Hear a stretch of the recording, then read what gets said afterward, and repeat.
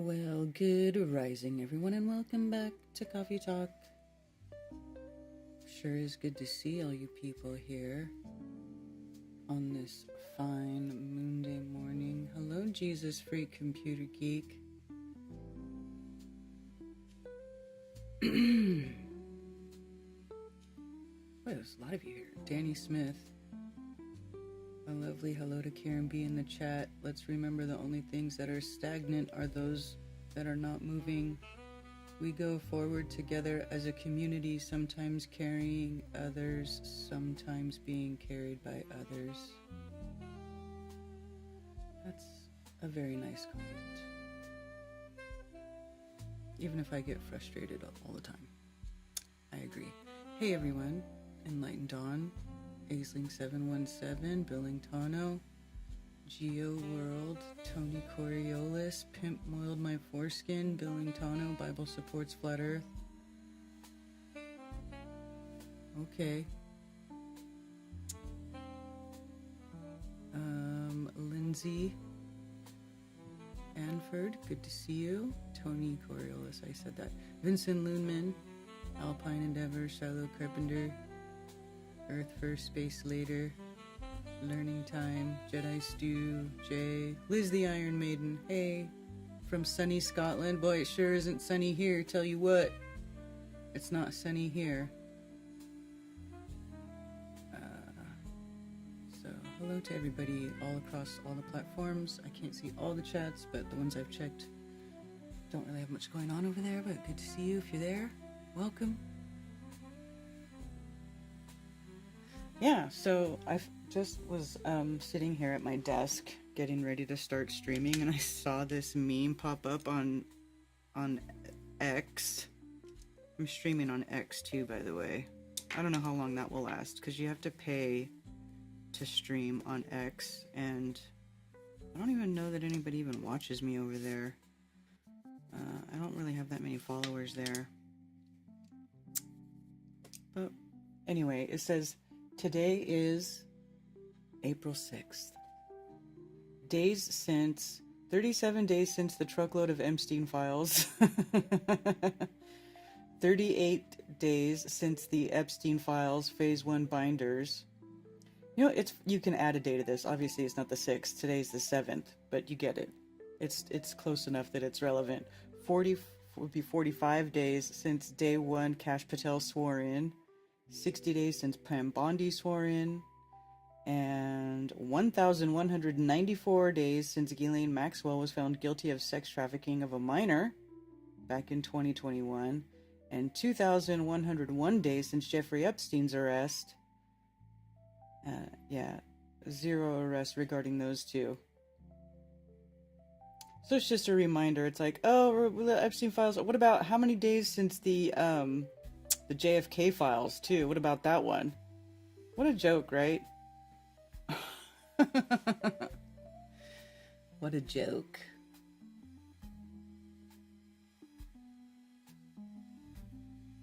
Scrotal Xerox made it. Toronto Suke Ito. Ivan T. Good to see you. Yeah.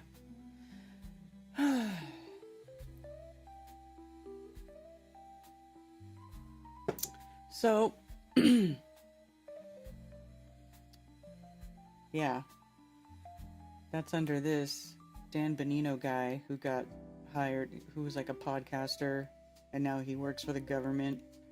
I mean, I'm sure he did something before he was a podcaster. I don't really know his history, but, you know, it's all just dog and pony stuff that's going on. They're like, oh, we're going to take down the deep state. I mean, and then have you seen how ridiculous the videos that Alex Jones puts out now? Like, seriously. It's pretty funny. It's pretty funny.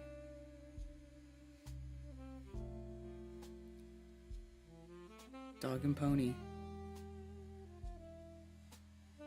And you know what dog and ponies do? They leave dog shit and horse shit.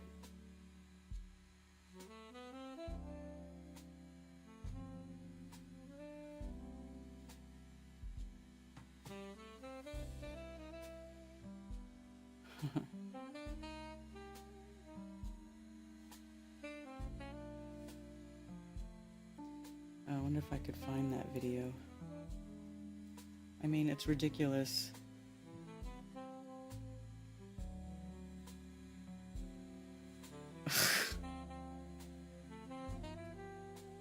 Look at this old picture.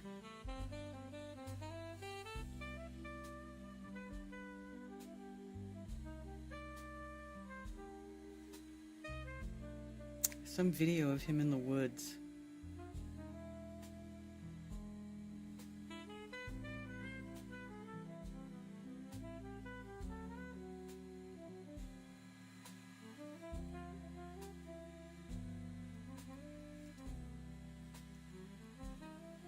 I have to find it because it's really awful.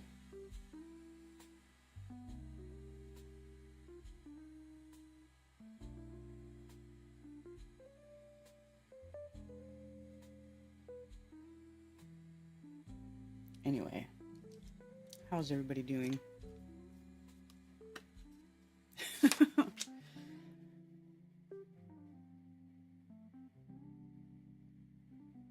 see. Celeb thing for Palestine. Globalist propaganda as a litmus test to hate Israel. I'm just not into the whole cause celeb thing for Palestine. I've been bullied and brainwashed my whole life about it. It's like Israel's the one trendy thing. You bitch about it, and no matter what else you do, it's okay. And a lot of people out there have been brainwashed into just obsessing on Israel all day and hating Israel, and it's quite frankly shameful, because you're not intellectuals.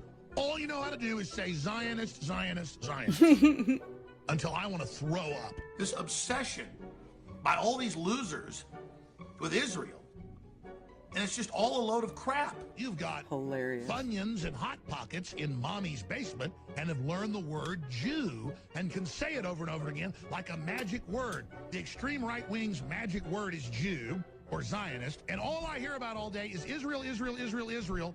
Israel runs everything. Israel put me in charge. Israel wipes my butt in the morning. No, Israel doesn't. But I just don't want to hear Israel bash anymore. I don't even want to hear the debate or the discussion, because it's them trying to set the parameters of the debate with this obsession on Israel all day.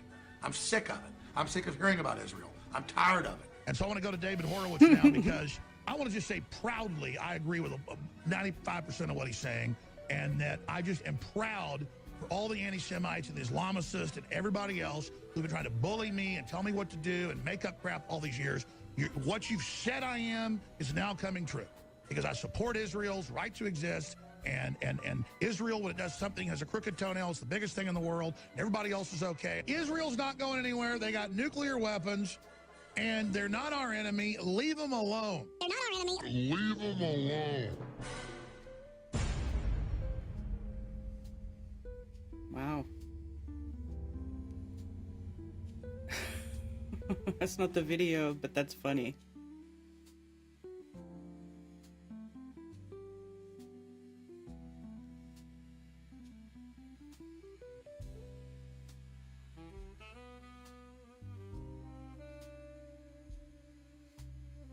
That's accurate.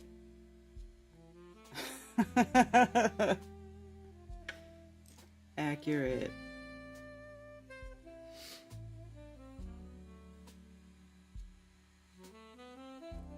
Secret Service.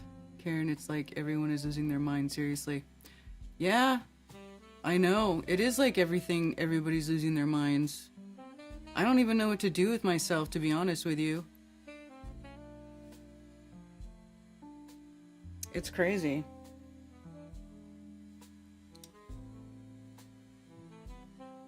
I wonder what topics Alex Jones get. Yeah, exactly. Oops, that's the wrong color.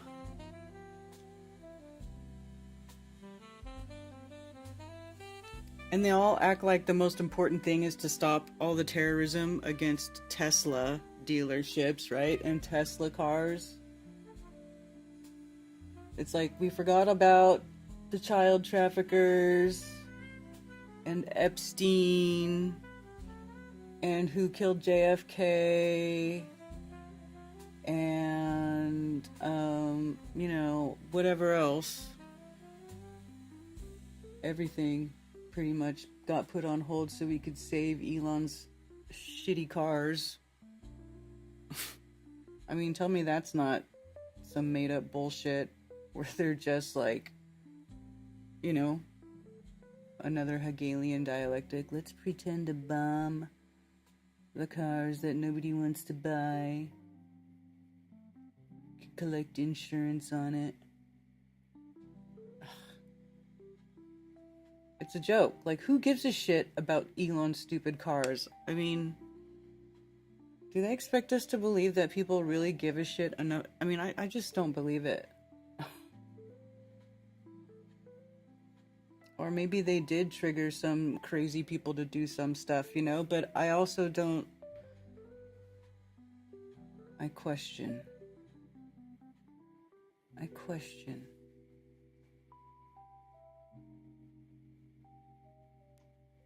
Israel can do no... I know. It's wild. I'm from Israel and I'm sick to hear about Israel. It's wild because I just saw this thing where they killed American citizens. There's these American citizens, these young teenagers, Palestinians, and they were shot at, and there was 4 of them, and 1 of them died. And the other 4 are still alive. They lived, but 1 of them died, and he was an American citizen. And it's crazy, dude. It's crazy to me that they would do that. Why would they do that?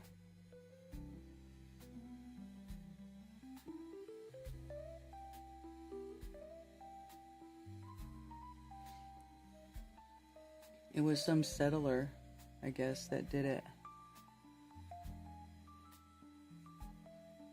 It's just sad that that even has to happen, you know? It's sad that people are still dying. It's really sad. Hey, Chicago artist. Nice work, Glowbusters. You have the most reasonable explanations on YouTube. Yes, Shane and Alan do great on Glowbusters. They are doing good. What area are you from, Geo? Says Cammy. 20 years and all it takes is the sound of Alex's voice for the big turn off.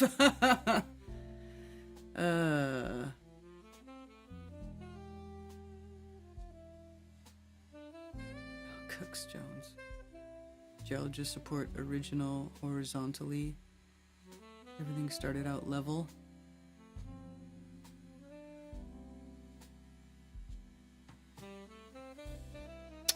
Is there an article I can find about that? Is this like something? I know that I saw somebody put out a video, one of the geologists I like to watch, about the flood. They're saying that a lot of stuff was formed from a giant flood. It's like, oh, really? Really now? Oh, really? You don't say.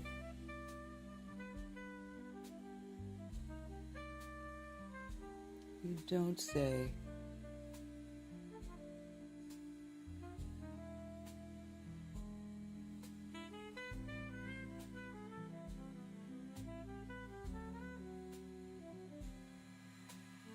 I remember when Alex Jones was actually sought after. Someone needs to tell him it's over, dude. No, what are you talking about? He's joined the ranks now. No, I'm sure he's making the big bucks now. He's all up Trump's butt and Elon's butt. Like, everything he puts out is about how great Trump and Elon are. How great Trump and Elon are. I mean, the technocratic,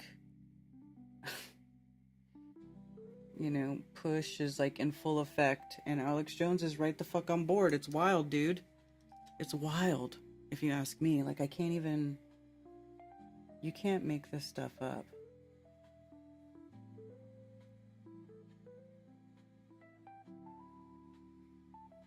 You know?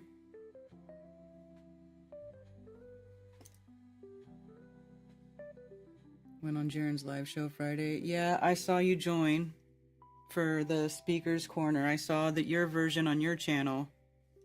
That's where I watched it. Yeah, Jaren seemed very uninterested in whatever you had to say. That's all I gotta say.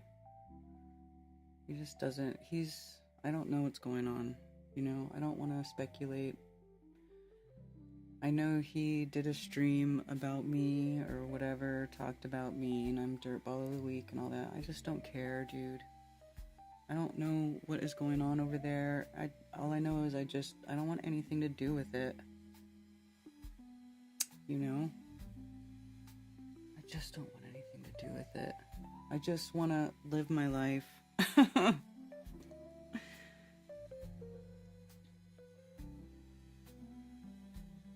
I just can't believe it became so vitriolic, and he just started saying and doing nasty things. Like, you know what really upset me is, like, not even the stuff he was doing on his streams. It was the stuff that he was doing behind and has been doing in the background with sending people messages, you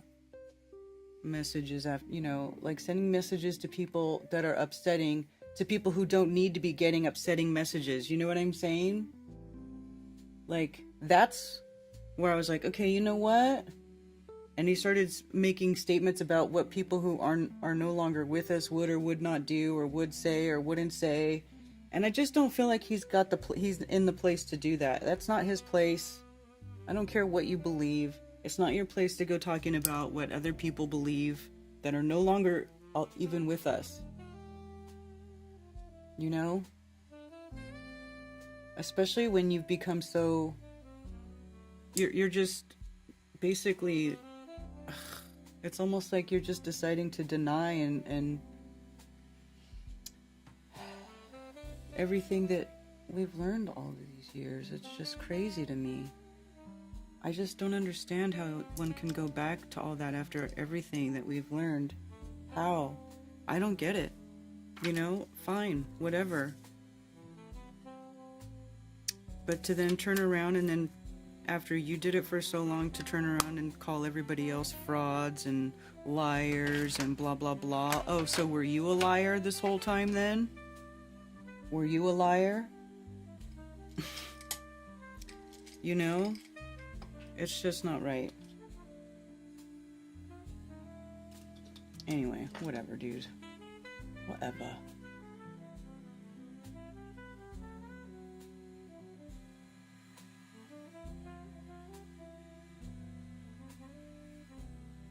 Again, losing their minds is like the spirit changed or something. Maybe I could win Dirtball of the Week next, runner-up next week. He cut him out at the end. Geo World? Did he really?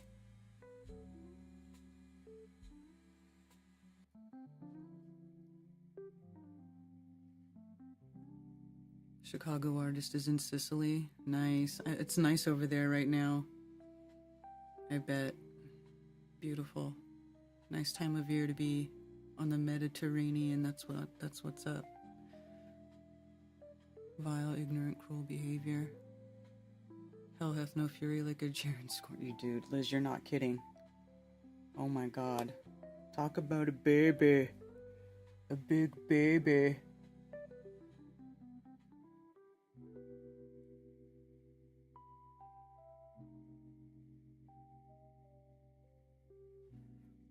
Man-child.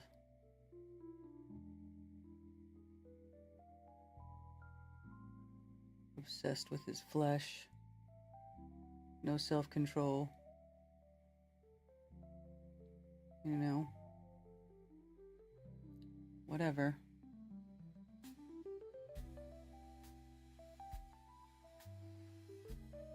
What's the scoop on Zircon? What you mean?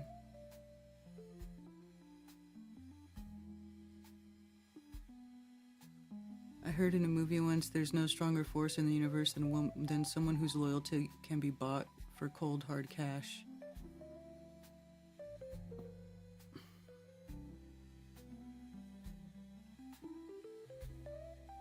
Many YouTube watchers seem to enjoy the gaslighting and false dichotomy that the con creator presents. Yeah. I know it.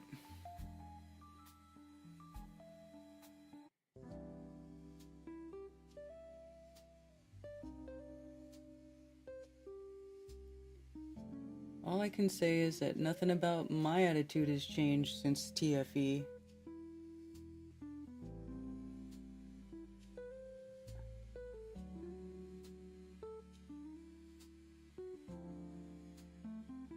Like nothing. I can't really think of anything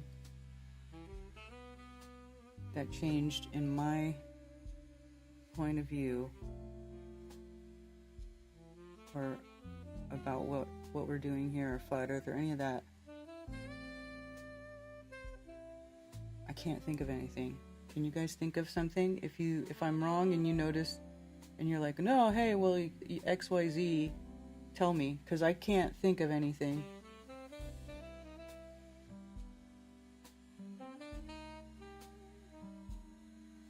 Hey.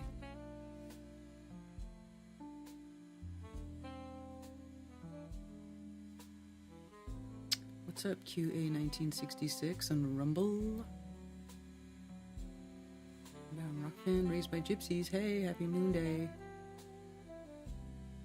I forgot how awesome and delicious the food is here. Oh, I know. Weather is okay here right now. 60, 65 average. Soon we'll hit 70s. Yeah, I know. That's what I'm saying. You're getting into the right into that nice time of year.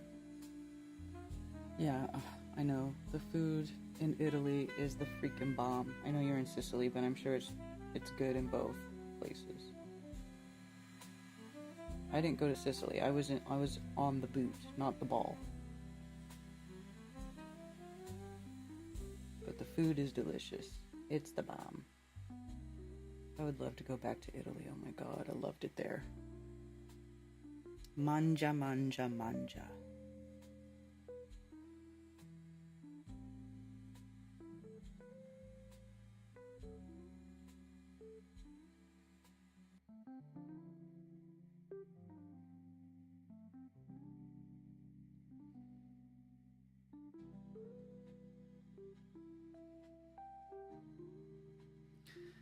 You too, Jesus freak.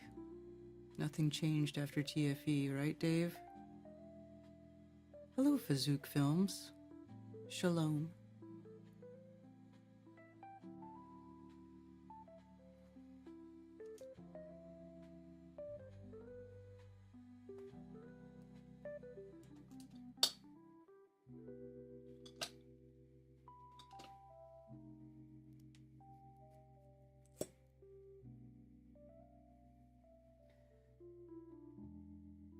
I'm just about done setting up my studio. Almost done. I got a few small things to do. And I can do in-person live interviews. Actually, Jesus Freak, since you live by here, you should come do an interview with me. I want to do pre-recorded long-form interviews in person. And I have my place set up to do that. I wanted to do something different than more personal than like, hey, join the stream, you know, because everybody does that. Not that it's bad and there's not any value in it. I just wanted to do something different.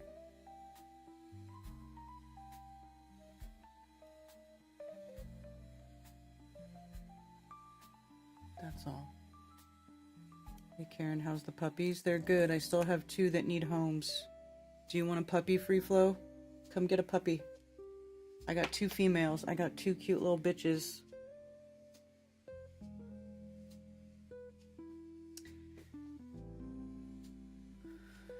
Debuting the new studio next Monday. Oh, I don't know about all that. I don't know if I can change and like live stream from over there, like for coffee talk. I mean, maybe. But I don't know if I'd be able to take calls if I did that.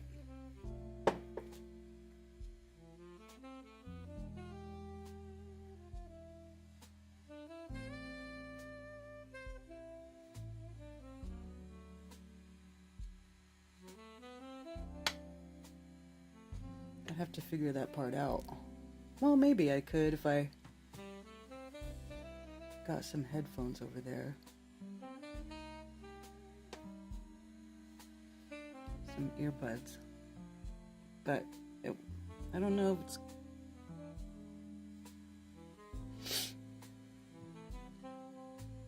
I guess I could do both, either or, but...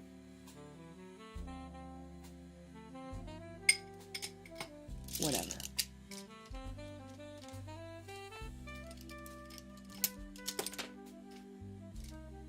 Thought it'd be nice to have it set up where I could like do, you know, just have a nice conversation with somebody. And it's more personal when you're face to face. It's nicer. It's more real. I don't know. I like it. In the same room with somebody. Take the online tests. Are you in a cult?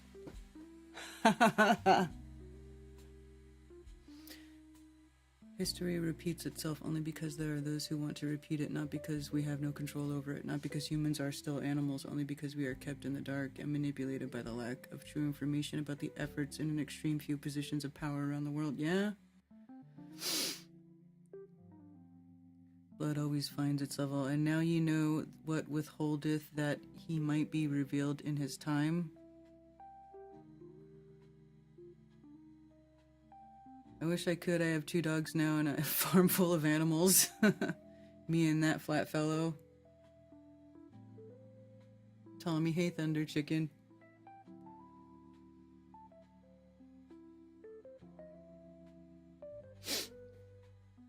Yeah, I got farm dogs. And let me see if my puppy cam's working. Because, I set the puppy cam up, but for whatever reason, the signal is not very good. You see. I don't know why. It's not any further. It's actually technically a little bit closer than how I had it set up last time, but the signal is weak. So it's kind of meh. It's not connecting fast.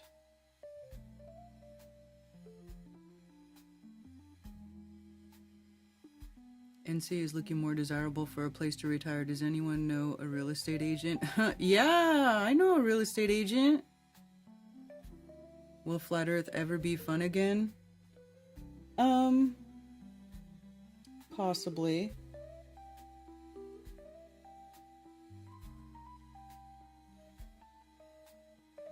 Let's see. Oh, they're all hiding out because it's rainy. Yeah, they're all in their dog houses. So, whatever. Puppy cam's not very exciting right now.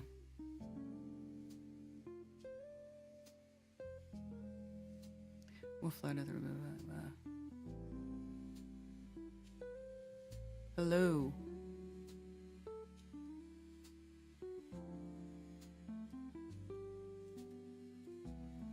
Let me just open my phones, because I realize I always forget to do that. It's like the one thing I don't do. But you know, it's difficult because start streaming everywhere. You gotta make sure they all start, and then you gotta share your links out, and I always forget to do the phone thing.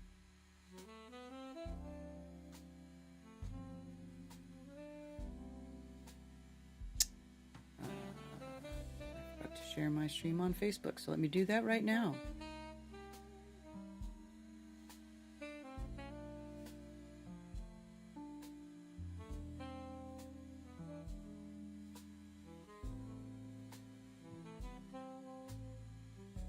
Alrighty.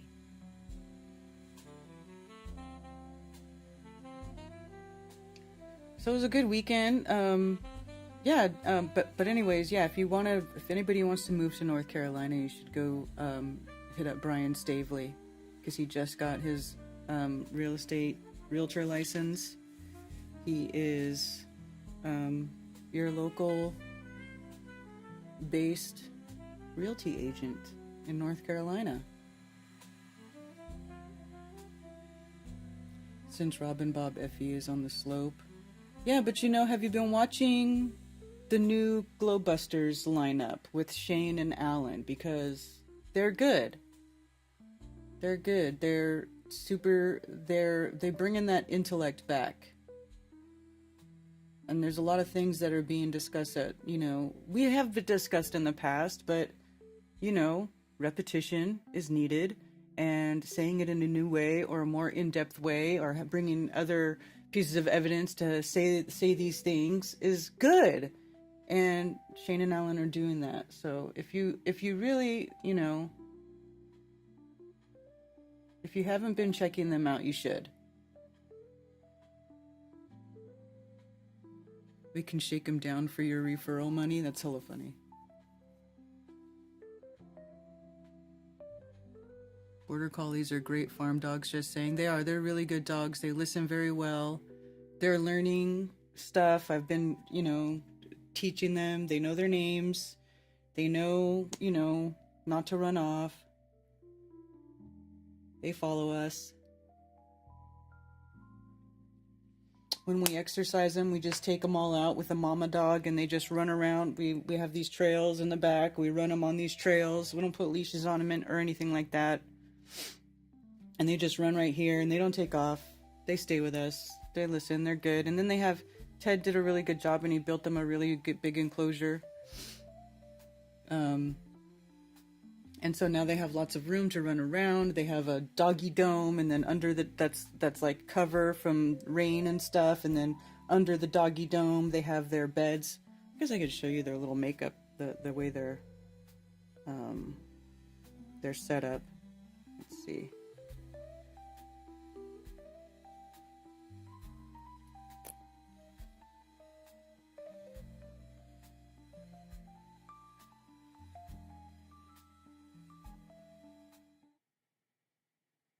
Right there. So there you can see there's the mama dog and the little puppies. See, they're in their houses because it's rainy out there. But they got a doggy dome and they got their dog loos.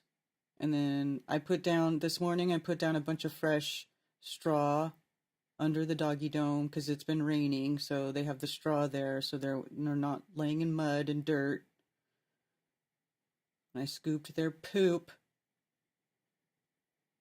There they go. Oh, yeah. So, but they're not really doing much because the weather kind of sucks right now. So, anyway, the girls are putting out vibes they don't want to leave you. I don't blame them. They're good. They're so sweet. They're all so sweet. Nobody comes up my driveway. Very rarely happens here. Hey, Musicians for Truth. Why did I stop doing Flattoberfest? Because there was a multitude of reasons why I stopped doing Flattoberfest. It just got crazy. It's just... I just didn't want to do it anymore because there's just a lot of nonsense, I just feel like I'm just not the right person anymore, I guess, to do it because there's so many people peddling ridiculous, in my opinion, things that are ridiculous, that are not really in search of truth. They're like cool story bro type of things. And that was like, they were trying to attach themselves and I was getting pressured to start including that stuff in Flattoberfest. And I just don't want to. I just would rather not do it. I'd rather just not do it, And that's me. So other people can do whatever they want. Carol with a K, she's doing something in Quartzsite, I guess. I don't know that there's any speakers lined up. I think she's looking for somebody who wants to do that. I don't know any details. There was allegedly something that is supposed to happen in Western North Carolina with some guy who does Bigfoot stuff. I don't know anything. I don't know any details. I don't know what they're planning. But I'm not doing it anymore. I just got to the point where I didn't want to have to compromise my personal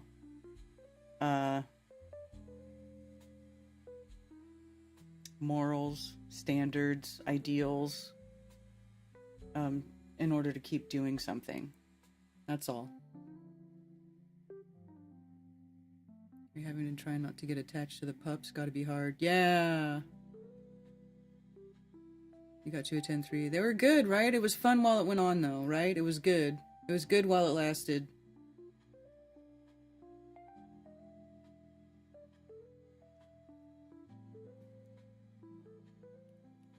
It was fun while it lasted. You know, it's a lot of work, too. You know, I spend a lot of time doing that. Like, the whole year. It's stressful. You know, I don't know.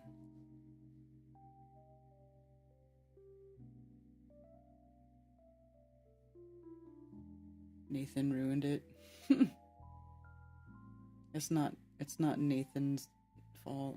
It's me. It was definitely my decision. What about all these charges that Jaren sent out? I don't know. What charges? I think it's ridiculous. Let's see. Do you want to look at let's look at the Internet Crimes website. Let's go take a look. Somebody, let's see. Go. Internet Crime Complaint Center.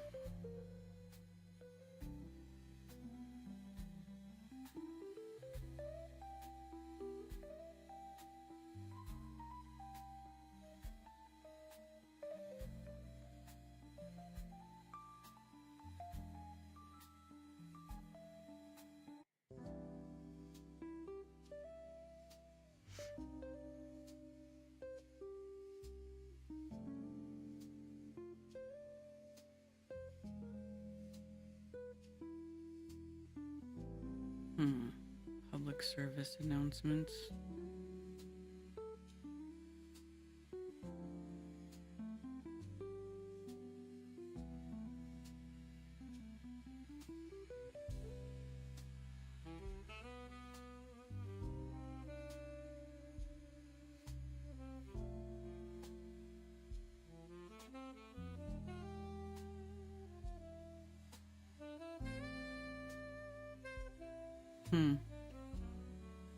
I don't know.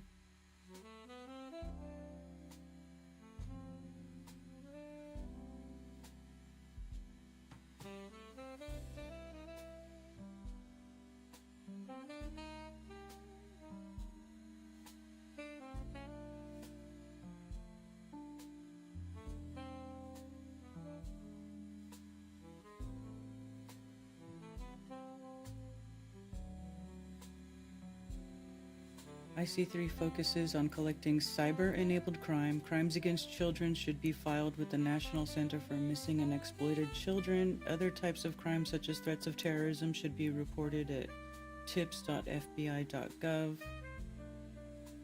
Protect yourself from cybercrime.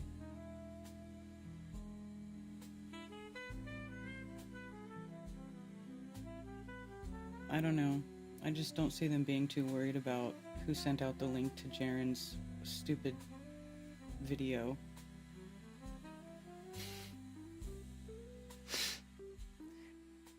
Pictures that he sent out, yeah. Bad name calling.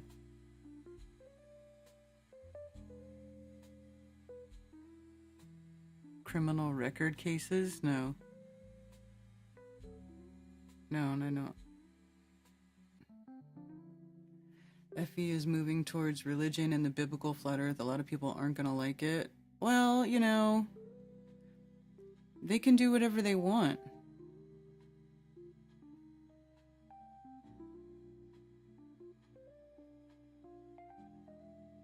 I mean, even the biblical flat earthers haven't been doing very many events lately. I think there was just that one that was like last year, a little bit before Flattoberfest, I think. Wasn't it? In Florida or something? I can't remember. I think Witsit went. And some other people that they're not like, I can't remember their names because they're not people that I'm super familiar with.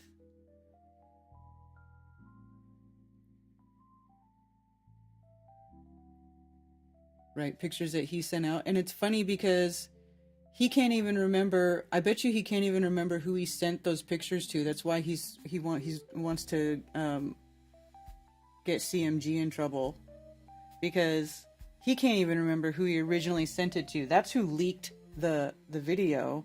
That's the one who's guilty of sharing something that maybe you didn't want shared, not anybody else. Those links got leaked anonymously to everybody else. And then, like, and here's the thing, what do you expect when you behave like that? When you're a well-known person on the internet, you know, a YouTube channel of over 150, 160,000 subscribers, and, you know, that's just not, it's not smart.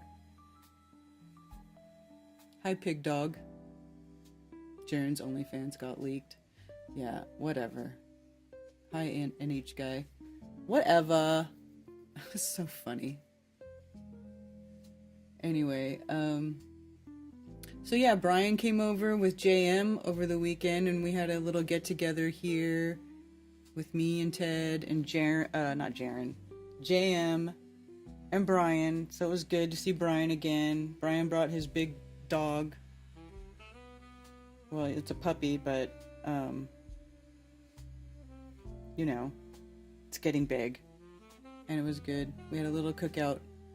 How do you leak a video that was already on the internet? I don't know. That's what I'm saying. Like, I don't think he's got a case. He's just upset that people are talking about it now. And you know what's funny is people have been talking about this for a couple of years. This has been going, people in the background have known about this stuff for years now. This is not even new information. It's just that now it's gotten to the point where it got above the surface, right? Now everybody knows about it. Because somebody's been sending the links out, right? And now everybody knows. And now he's just being a big baby about it, crying about it. But, I mean, but for years he's been obsessed with that body part, and it's not really been a secret behind the scenes. So, whatever. Cry about it. Hi, fathead. Well, he's getting a lot. He's getting more than that now. Now he's getting lots of viewers.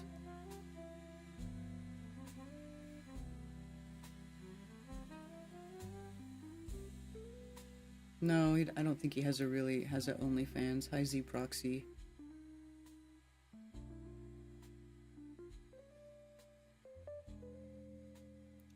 Alex Jones wants to have Elon's next baby. That's funny. Yeah, what's going on with Alex Jones? Ozempic Alex. Somebody was calling him Ozempic Alex because all of a sudden he lost all this weight. Where is that video that I saw where he's like in the woods and he's talking about, oh, you know, it's been going on for years, the globalists, we're do XYZ, and then Trump was trying to warn him and blah, blah, blah. And now, like, he just is like the biggest perpetuator of bullshit these days.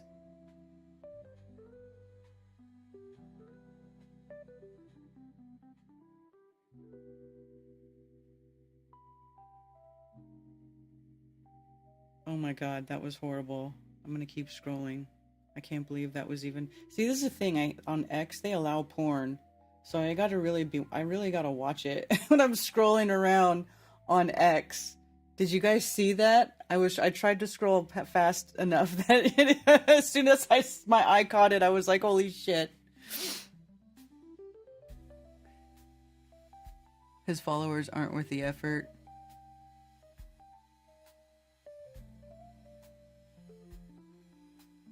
The streaming... No, I don't do transvestigation stuff. I don't do that. Yes, they do. You have to set your settings to filter it out. Because when I first came on, started coming on here again after Elon bought it. Look at this is Kanye tweeting about there being bombs in the World Trade Center. It's hilarious, right? Yeah, so when I first started using this account, yeah, like straight up, like triple X, you can put whatever. That Lily chick on her ex, like, literally posts pictures of her butthole. You know, the one that, like, effed 100 dudes or whatever. I don't know. Those stupid whores. They're on there with their buttholes and stuff all over X. It's disgusting.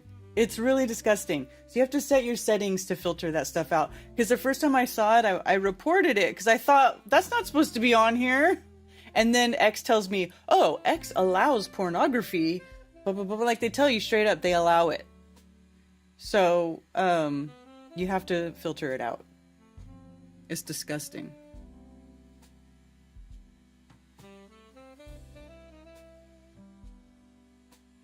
But bad talk Israel. Exactly, boy. Yes. Yes.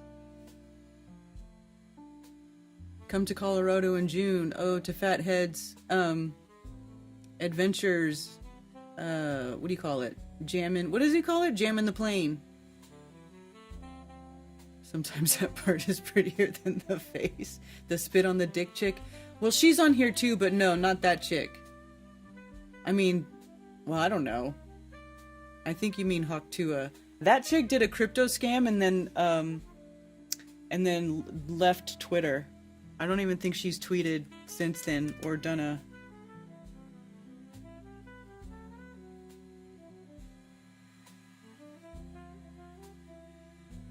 Yeah, Haley Welch. Oh, this says parody account. This isn't...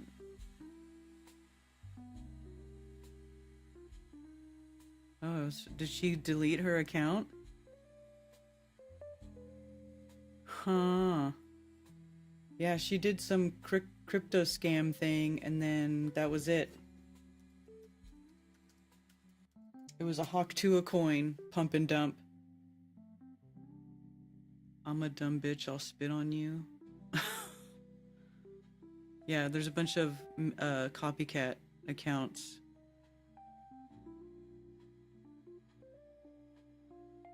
Wow, is her account's gone? Hilarious. Yeah, straight disappeared. Got a couple million, couple of 2-3 million, and disappeared.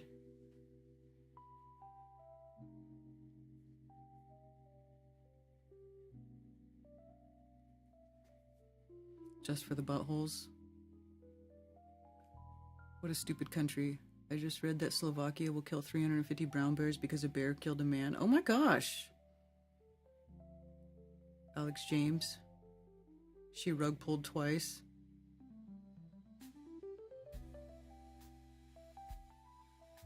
Telegram is just as disgusting and evil as X. As a group of 70,000 men discussing how to abuse women. Ew. I'm not a part of that group, I know that. I don't put any social media on a pedestal. But, you know, Telegram is it's like anything else. I put my security settings really high on Telegram. Actually, somebody was sending me messages and I didn't even realize it until he said something in a YouTube chat. He's like, I sent you messages, and I was like, where? Because I have my security settings because I don't want people coming at me, and I don't want to see all this bad stuff and yuck. Only butthole? That's hilarious. You don't think you'll be able to make it down while you're in the US? Oh no, Billingtano. She's gonna be here for like a long time though. They will put anything up on the internet to weaken the mind. Imagine how much more advanced the people would be if we put our minds to higher things. I agree, Danny Smith.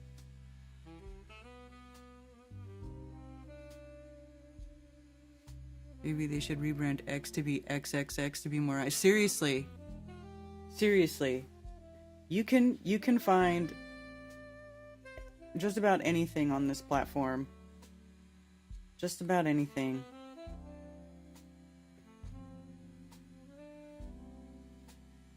Did you guys know that Kanye West has been walking around wearing swastika shirts, and he has this like iced out swastika necklace? It's like a swastika with like diamonds all over it. It's the funniest thing I've ever seen. To me, it makes me laugh. And he walks around in like Klan outfits with swastikas everywhere. It's pretty funny.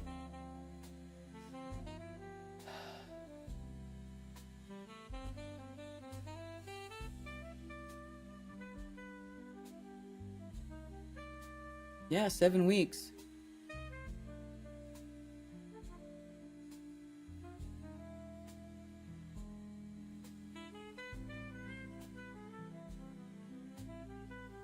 You can use your phone number, but you can hide your phone number on Telegram. You can choose who you show your telephone number to and who you don't show it to.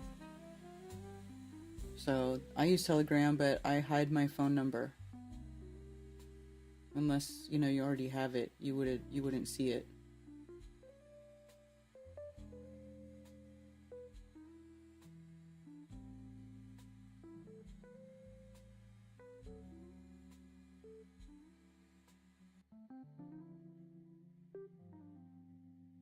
Have you seen that American History X meme about driving Teslas with swastikas on them? No, but that's funny. They're putting swastikas on Teslas, though. I did see that.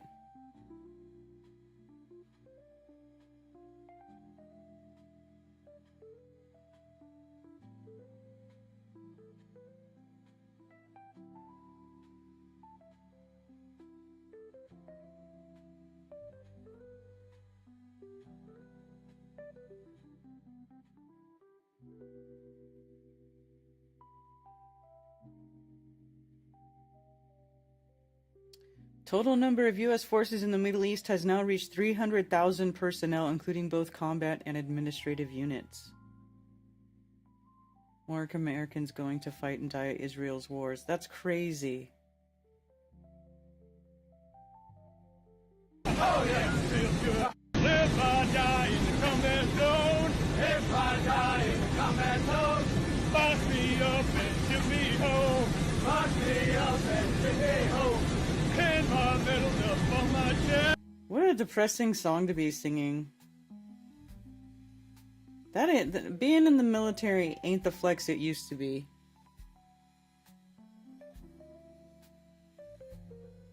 Bob and Rob were great friends in the real world. Yeah, that's true.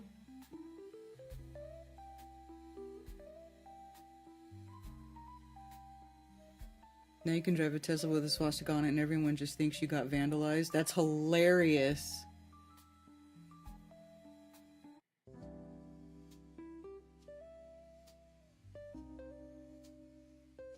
Yeah, I get it, but it is what it is, I guess. Oh, I have an incoming call. Thank you for calling Coffee Talk. You're on with Karen B.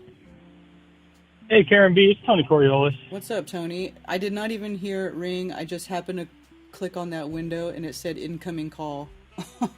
No, totally good. I figured I'd try twice, and then if nothing, I'd put a little comment, but all good. You got me. What's up? So, I just a couple things. When you said how you don't put any of the social media stuff on a pedestal, I totally agree, and I operate the same way on it. Like, I just kind of use it for myself, you know, that's my main feature to it. Like, Facebook during the whole 2020 stuff, I'll just scroll back just for my own, you know, amusement of like, oh yeah, that's when that happened, like COVID-wise and stuff. And for me, it's just like a timeline. So that's how I use my Facebook, and then Instagram, I'll kind of just document my calls over there. But then Twitter's a strange one. I've never liked Twitter myself, and it's because way back when Twitter came out, I was in high school, and then I remember like I went through and I followed like the Ultimate Fighter. They have like a show, The Ultimate Fighter. And I remember, like, I went and I followed this one fighter who was on, like, the show. This guy, Seth Baczynski was his name. And then he followed me back. So I just hit him with a message, like, oh, like, and I was, like, 16 or whatever. I was like, oh, thanks, man, whatever. Like, I saw you at this gym in Arizona, because, like, that's why I followed him. I saw him. And then I followed him. And then he, like, unfollowed me. So then I was like, oh, what the hell? Like, but I was, like, 16, and so now I made another one for Tony Coriolis, and I only posted one thing to it, and it's just the statistics of, you know, vaccine statistics from the almanac, and I just find them interesting. So I don't know, like just spitballing around to you. What do you think the percentage of like the U.S. that got the shot is? I don't know. At least half, I would think. That's what I was thinking. And I put up the statistics. They say it's over 80%. Wow. It could be. Yeah, I just have a hard time believing it. But then when I was looking at it, they do two different statistics, and they say like people who just got one shot and then fully, they got all of them. And you just see nothing but progression on both numbers, even though I know so many people in real life that, oh yeah, they got one, then they didn't, but they ended the stats in like 2023 and they kept on saying they were advancing. So it's an interesting page of the almanac to check out. And that's my only Twitter post that I've ever done is Tony Coriolis. Yeah. Totally. Yeah. And it is official statistics, so you're allowed to talk about it. It's not like they'd censor anything talking about the stats, but I just question them myself. Yeah. Yeah. God, 80%? I hope that's not true. Yeah, it says 81.4. And then it shows also, like, I think 70% as fully, which I just think, like, okay, if they're trying to say 80% got one, I can maybe believe that, maybe. But then when they try to tie it in with the fully people and both are, increasing, because they never put it as like, oh, the fully really dropped off, like to under 50%. They'd never say that, I think. But who knows? Just speculation. Mm-hmm. Yeah. Yeah. All right. I'm going to find you on Twitter and follow you. Okay. And I'm never over there, so don't expect a active page over there. But yeah, at least that post makes it worth even following me. I appreciate that. All right. No problem. All right. Well, Karen, I'm just busy at work as usual. Thank you for taking my call. I love coffee talk. Thank you. You're welcome. Thanks for calling. Gotcha. Peace out. Peace. Oh, it sounded pretty over there. You could hear the birdies chirping because Tony gets to work in a park. Let's see.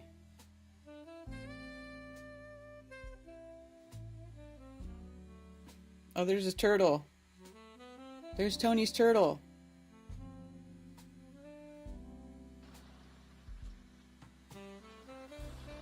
His tortoise, I should say. It's not a turtle, it's a tortoise. Dude, come on. How cute.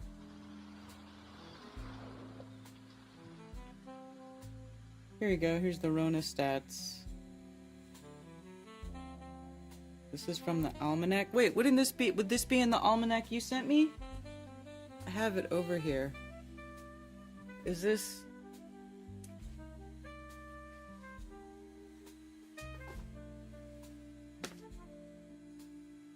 Is that something they put in the almanac?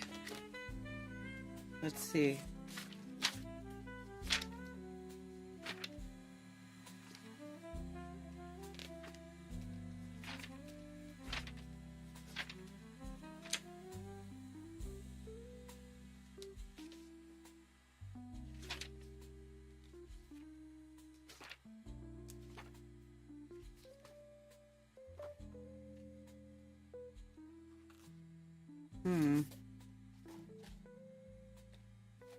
Bright stars transit times. What's that? This table shows the time and altitude of a star as it transits the meridian, reaches its highest elevation while passing over the horizon's south point at Boston on the date shown. The transit time on any other date differs from that of the nearest date listed by approximately 4 minutes per day. To find the time of the star's transit for your location, convert its time at Boston using key letter C.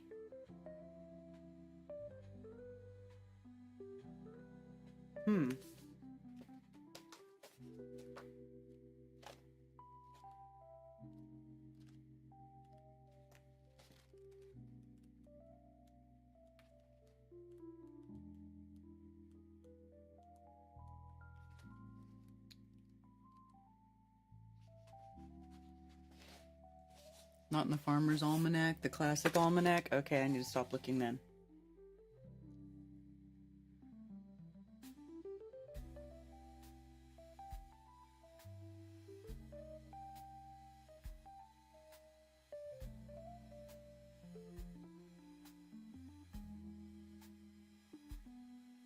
Percentage of population fully vaccinated. Vaccination rate at least 1 dose.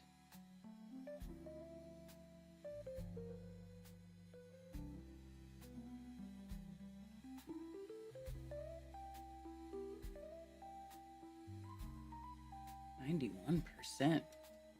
Pennsylvania and Puerto Rico? Eek. 95% in Vermont? Wow.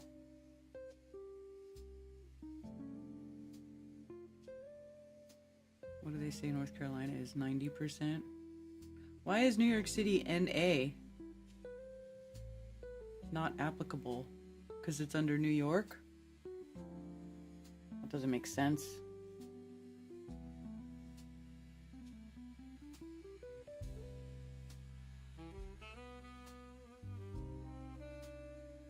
So, United States total 78. What's this? At least 1 dose. Oh, it says like 78%.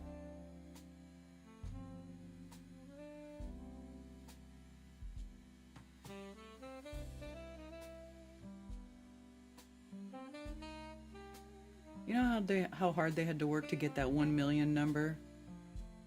I'm sure we all remember how hard they had to work for that, right?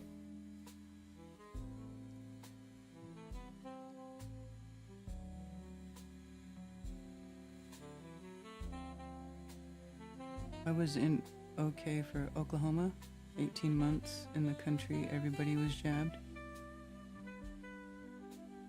Glad I don't have X. I know. Have you got an obsidian stone in your collection? Yes. What do you say about a band called Spafford? I've never heard of a band called Spafford.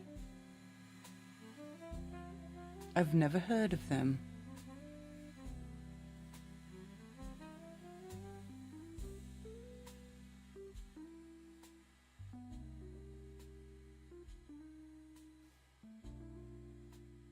I got followed by the famous Lord Stephen Christ until he went dark. I was only humoring the idea that we could be on a concave earth.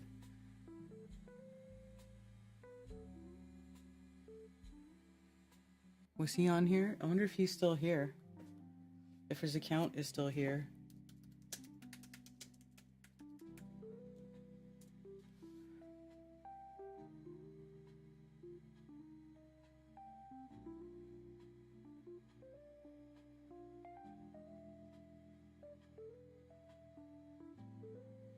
I don't think so.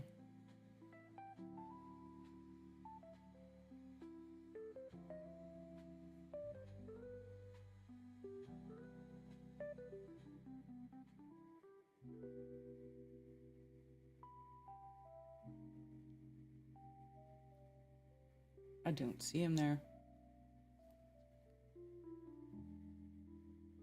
Total nut job though, yay. Hi, Aaron.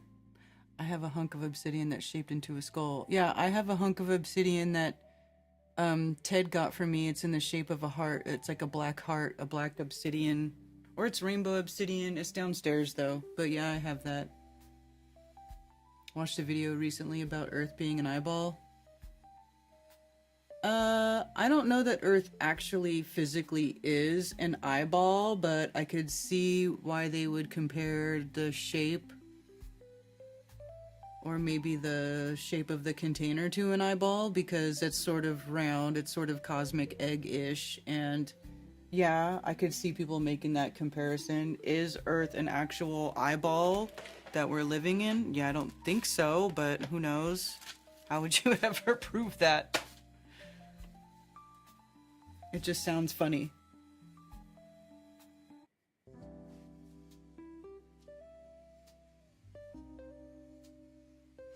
I know, I wish I, I wish I had the ability to do graphics the way that I see things happening in my mind. I really do. It is fascinating, but proportionally, if you think about it, the Earth being, like, say the Earth in diameter is 25,000-ish miles, and the ceiling is reportedly like 65 to 70-ish miles above the surface of the plane of Earth. You're talking about something very long and skinny. Very long and skinny. I mean, let's see, what is the ratio? Let's see.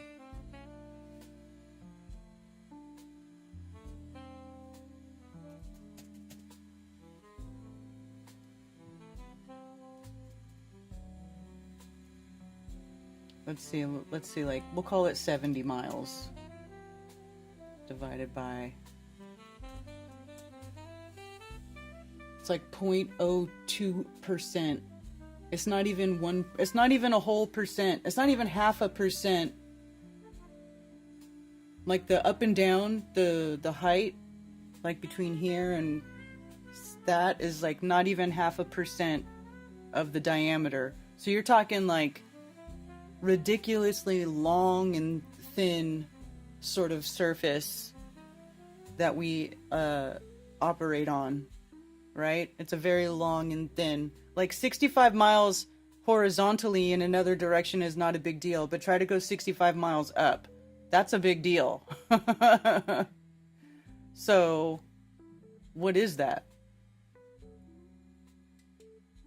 Yeah. Earth has fallopian tubes? You mean lava tubes? What do you mean Earth has fallopian tubes? Like that are connected to ovaries? Yeah, see, this is where the type of stuff that, like, to me, you're just making allegorical comparisons, in my opinion, is all that is.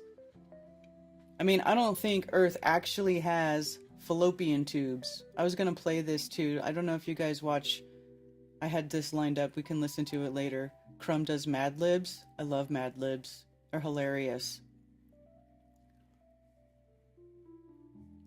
Thank you, Darla.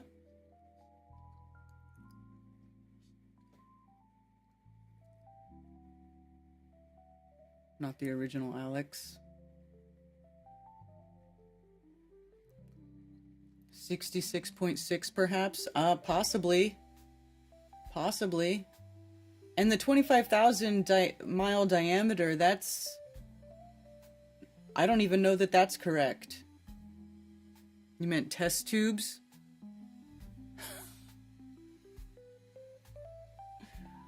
Why would Earth have test tubes? Either. That doesn't make sense.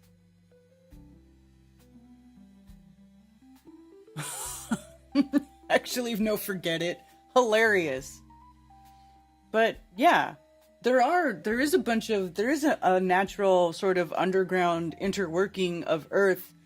You know, I think that I've been thinking about that too a lot lately. Like when we were talking about the tidal nodes, you know how there's the tidal nodes and they're in different spots kind of around Earth, and you can watch the water like rising and receding right there, and it's constantly rotating. And it just makes me wonder, what is that? What is in the Earth that has that rotating node property that is making that happen? So, you know, there's like lava tubes, underground volcanoes, you know, earthquakes that happen, underwater volcanoes, like this article right here talking about a volcano. They found an underwater volcano, and there were all these things living there because the warmth of the volcano makes it habitable deep down in the cold, dark sea.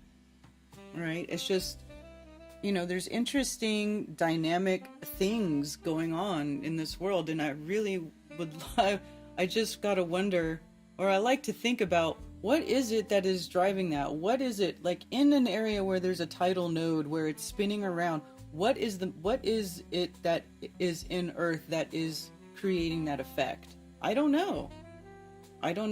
Does anybody know? It's fascinating to think about. And then, you know, how the sun follows the equator line, the equatorial line.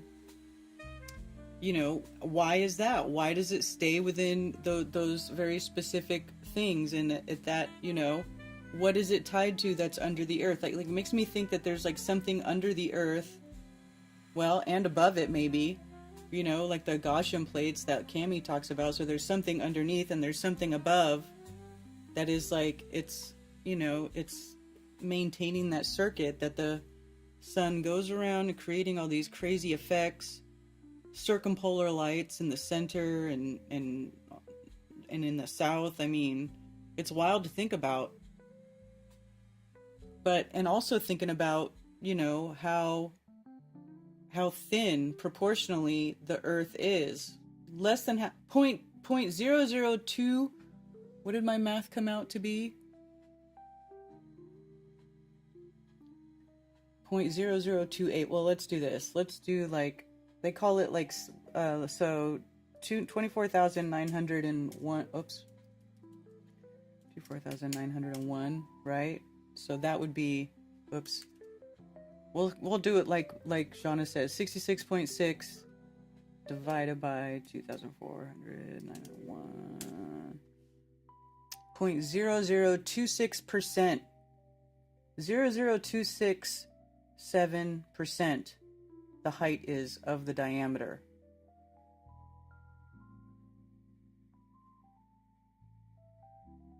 Right? Super thin. That's nothing compared to the surface. We operate in a very narrow area of whatever this place is, if you think about it. And it would make sense that there would be more layers above, maybe more layers below, because that's very thin for something that's so wide. You know?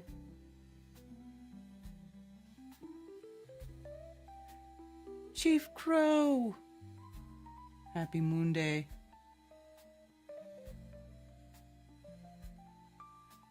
Have you seen the documentary about men in the 50s? Italy made friends with underground aliens called The Friendship Case? No? That's hilarious. Need more flat earth worms t-shirts. Do you do tours? Can somebody get shirts from you somehow, Chief?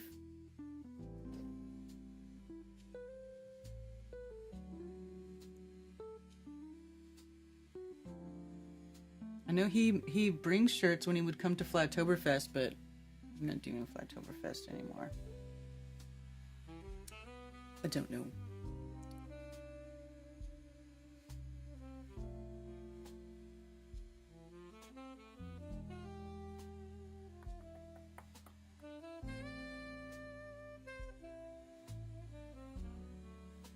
Test tube babies are among us.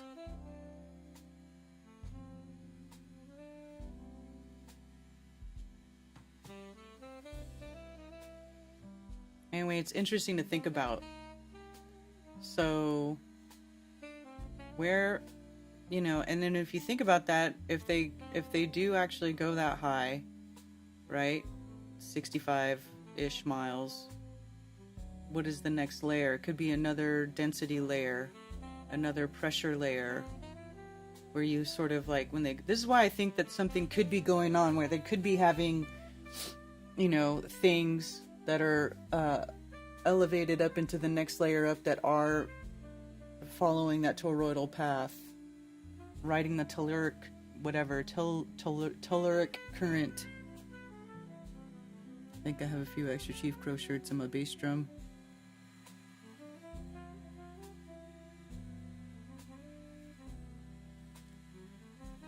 I don't know how anybody would order something from him though, or get those shirts. Maybe you could send him an email.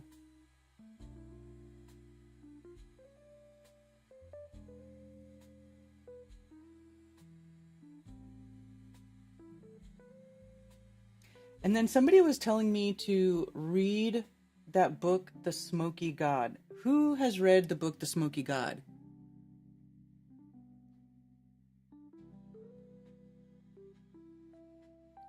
Because that made me very interested in sort of inner earth type stuff.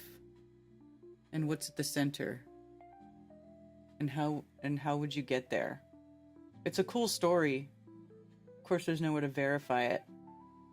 But it's a fascinating story if anybody's read it.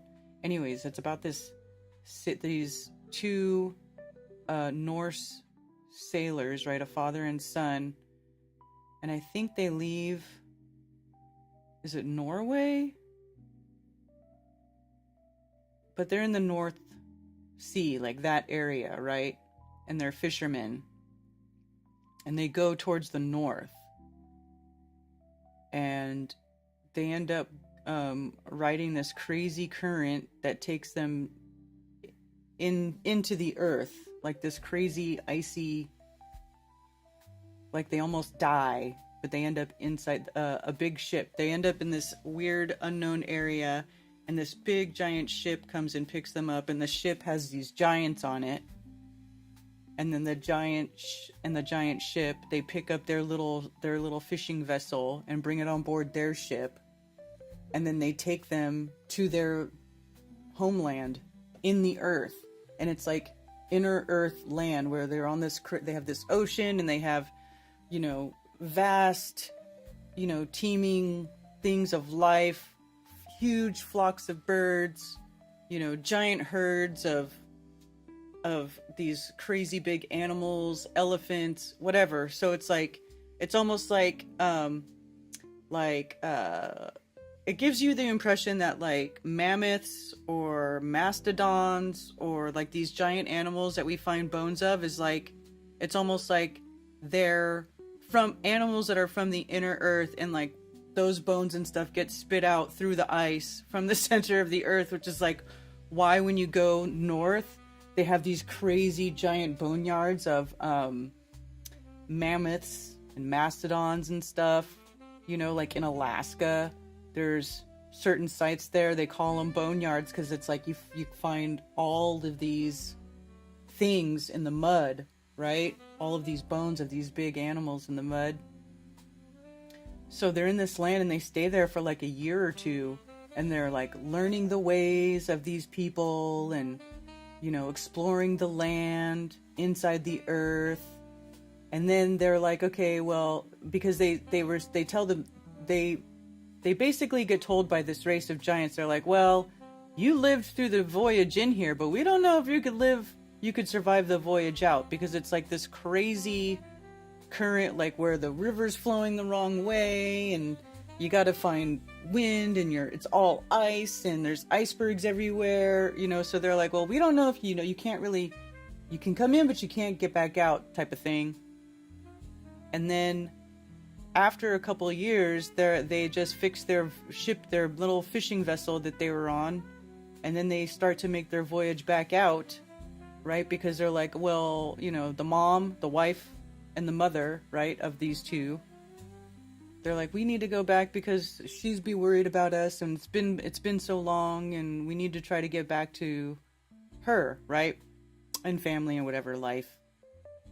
So they load up their vessel with provisions, and they start trying to go back out. And, well, I skipped some parts. But anyways, while they're in there, before they leave, one of the things they see is like the sun. It's almost like, remember how, and this is what it makes me think of, Zach, when you're, when you talk about how you use that laser and then you put it through one of these things and it made it round, even though the laser was a square shape, like it made a grid. Actually, it had a lens on it that made a grid, and then when you put it through that, and you put it through one of these, and then it turned into that ball shape that you could turn on any axis or whatever. They talk about in this book that one of the more fascinating parts is like when they see the sun, or what they call the source sun, that's inside the earth, And they call it that's the Smoky God, because it's like the way they describe it. I would have to go get my iPad and pull the text up again, but the way they describe it is like, it's like square, and then it's got different layers, right? It's like a red glowing square thing that like is the power source or whatever inside the earth. And it's just crazy to think about, you know, what if there is stuff like that in the earth? What if that is where, you know, fascinating to think about.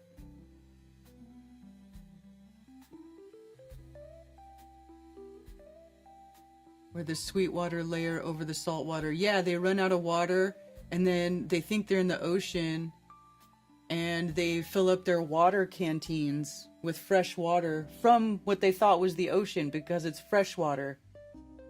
But then later it turns back into salt water. It's wild. It's a wild story. No, it's called The Smoky God. Space elevators, yeah. I've read The Smoky God, yeah. Anyway, that one it's a very interesting story.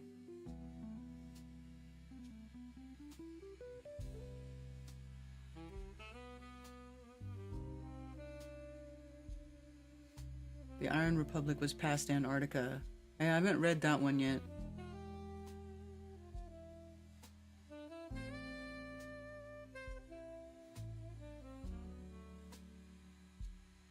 Yeah, editing takes time. I wonder if I could find it. Let's see.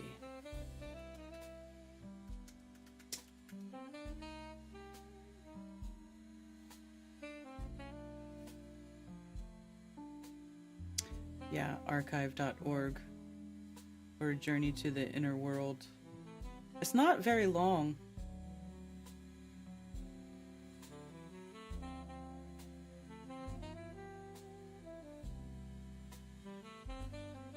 So yeah, Olaf Jansen, right?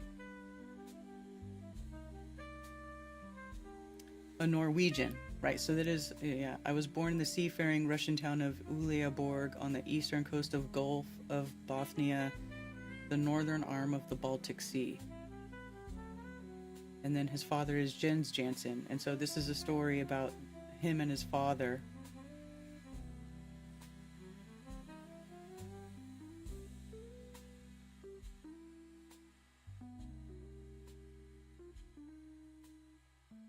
Beyond the North Wind.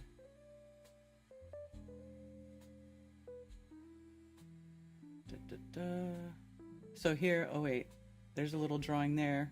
See, they get met by giants, right? So this giants, there's his father and son, and they get picked up by the giants. They spoke to us in a strange language.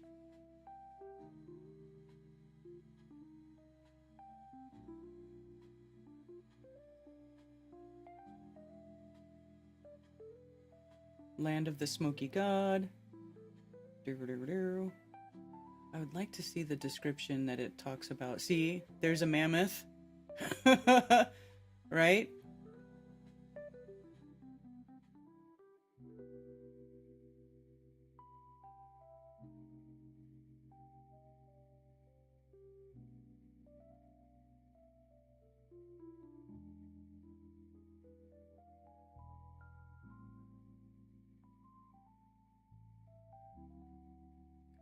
I may have passed it.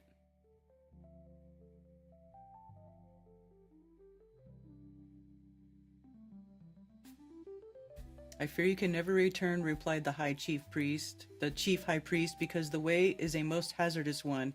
However, you shall visit the different countries with Jules Galdea as your escort and be accorded every courtesy and kindness whenever you are ready to attempt a return voyage. I assure you that your boat, which is here on exhibition, shall be put in the waters of the river Hiddekel and its mouth, and we will bid you Jehovah speed.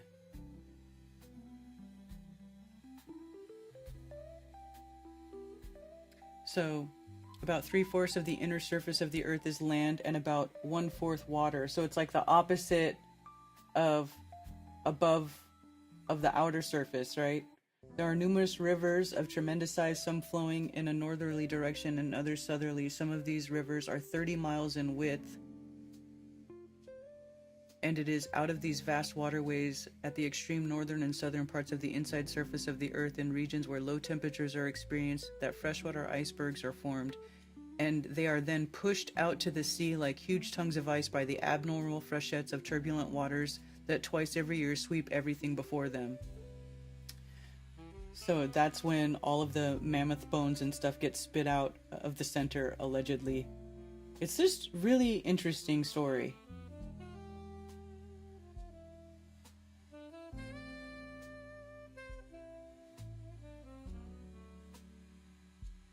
Herd of giant elephants.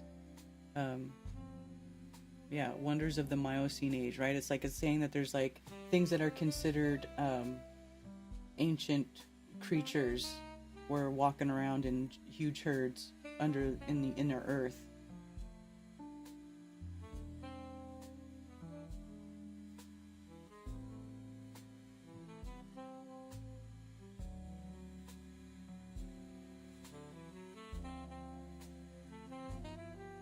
The great woodbid trees of California would be considered more underbrush compared with the giant forest trees extending for miles and miles in all directions. In many directions along the foothills of the mountains, vast herds of cattle were seen during the last day of our travel on the river.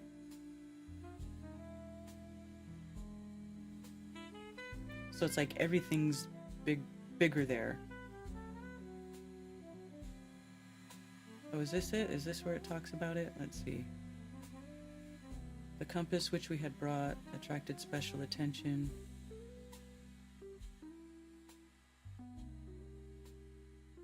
So it said it was like 300 miles. Yeah, is about 300 miles in thickness from the inside to the outside surface, relatively speaking, and is no thicker than an eggshell. So 300 miles. So this is saying that 300 miles under the surface is where the inner Earth exists.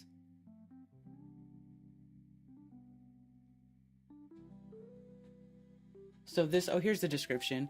The great luminous cloud, or ball of dull red fire, fiery red in the mornings and evenings, and during the day giving off a beautiful white light, the Smoky God, is seemingly suspended in the center of the great vacuum within the earth, and held to its place by the immutable law of gravitation, or a repellent atmospheric force, as the case may be. I refer to the known power that draws or repels with equal force in all directions. So that would be electromagnetism, I guess, or magnetism, a toroidal field, right?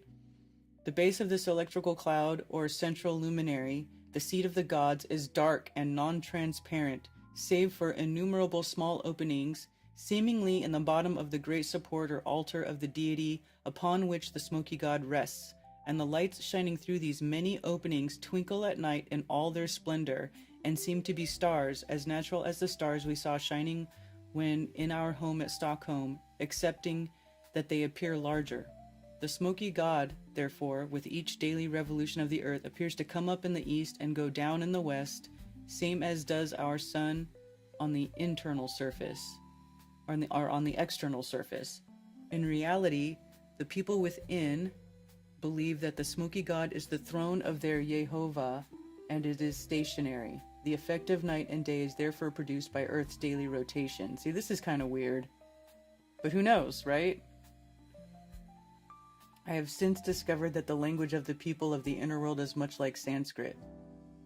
Blah, blah, blah. Where does it talk about...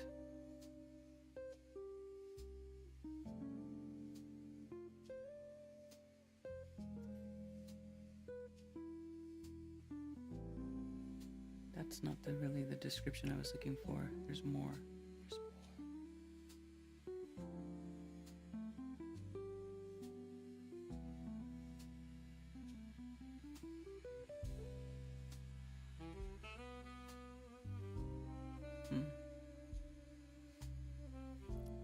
But there's a part where it describes it as square.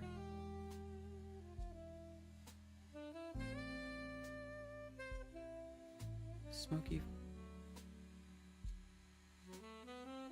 That it was not a reflection of our sun, but a planet of some sort, a reality.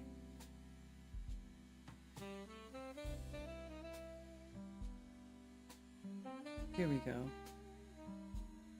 One day about this time my father startled me by calling my attention to a novel sight far in front of us, almost at the horizon. "It is a mock sun," exclaimed my father. "I have read of them. It's called a reflection or mirage. It will soon pass away." But this dull red false sun, as we supposed it to be, did not pass away for several hours, and while we were unconscious of its emitting any rays of light, still there was no time thereafter when we could not sweep the horizon in front and locate the illumination of the so-called false sun during a period of at least 12 hours out of every 24. Clouds and mists would at times almost but never entirely hide its location. Gradually it seemed to climb higher in the horizon of the uncertain purple sky as we advanced.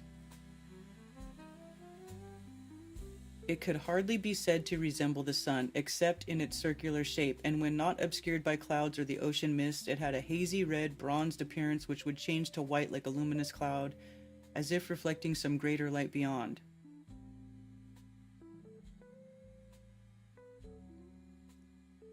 So they agreed in their discussion the smoky furnace-colored sun, whatever was the cause of the phenomenon, was not a reflection of our sun, but a planet of some sort. Where's the part where it says it describes it like a square?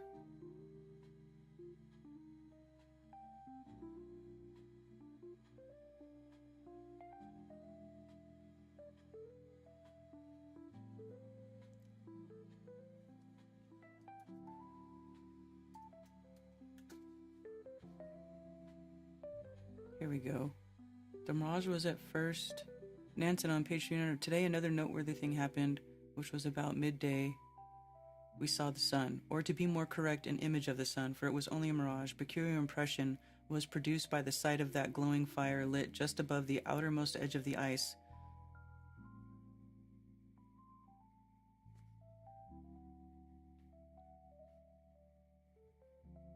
Could not be. So it was with pleasure I soon discovered that could not be the sun itself. The mirage was at first a flattened out, glowing red streak of fire on the horizon. Later there were two streaks, one above the other, with a dark space in between. From the main top I could see 4 or even 5 such horizontal lines directly over one another, all of equal length, as if one could only imagine a square, a dull red sun with horizontal dark streaks across it.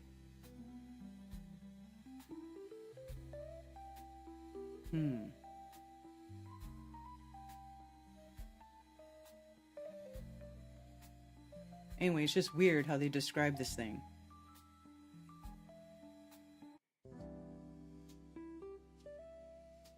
And then the giants said it was the power source, or it was the throne of their Yehovah, which Yehovah in literal translation means existence. All that exists, all that has existed, all that will exist, existence, all encompassing, everything. That's what Yehovah means. Too bad the guy came back alone and no one to verify his story. His dad died before they got home. Yes.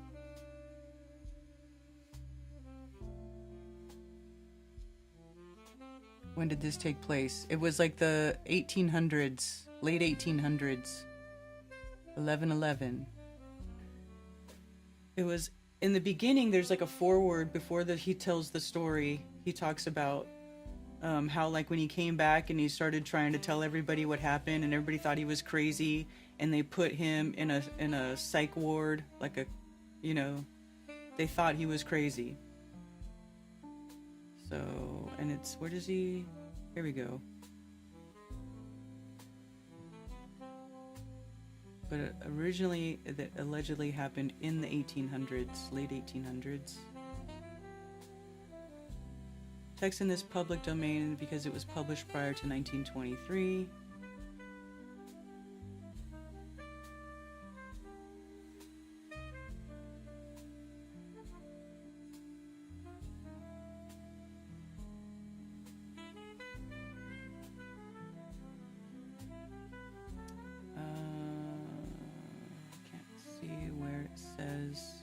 Specifically what year, but he says when he wrote it he's an old man, and this happened with him and his father many years before. Like, he stopped talking about it because everybody told him how crazy he was.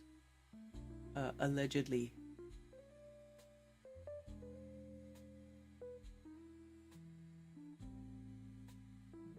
Anyway, yeah. Very interesting story. I like stuff like that. Now, I don't know if Iron Republic is supposed to be someone's true story or not. The second son is the Smoky God. Or, well, I mean, I can't read the whole thing now, but yeah, basically it's this thing that is like the source of light in the inner earth, and that's called the Smoky God. Because they call it the seed of Yehovah, which is God, right? Or the creator, existence.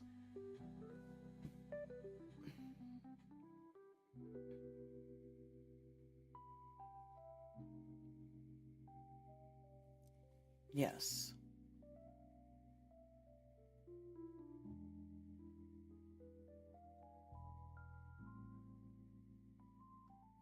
Anyway, what else is going on? Ted's here. Hi, Ted.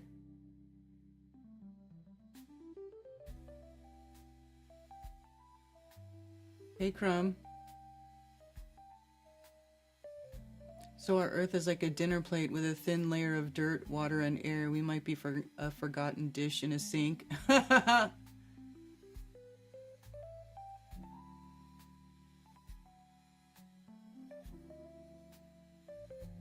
The last chapter of the Iron Republic didn't match the rest of the story like someone else wrote it.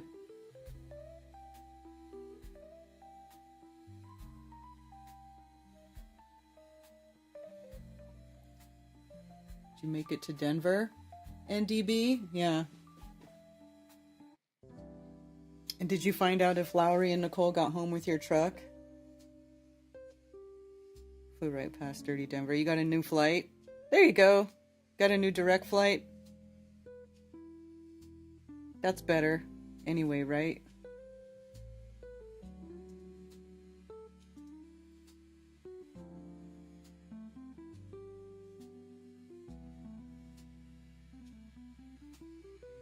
So much more beautiful than that. Oh, than a dish left in a sink? Yeah. It's funny to think about. But yeah. But it's interesting when you think about how thin, proportionally, our from the ground up is for us that we exist on and do everything and fly around in and right? It makes more sense that there could be other layers above and below, right? So as far as like the lights in the sky that we see, there could be like another layer that's right above the Kármán line, or that 65-mile mark, or 66.6-mile mark, or whatever, right? Where there's like another, it's just another pressure plane, or plane of inertia, or, you know what I'm saying? This is how I picture it with that sonic levitation.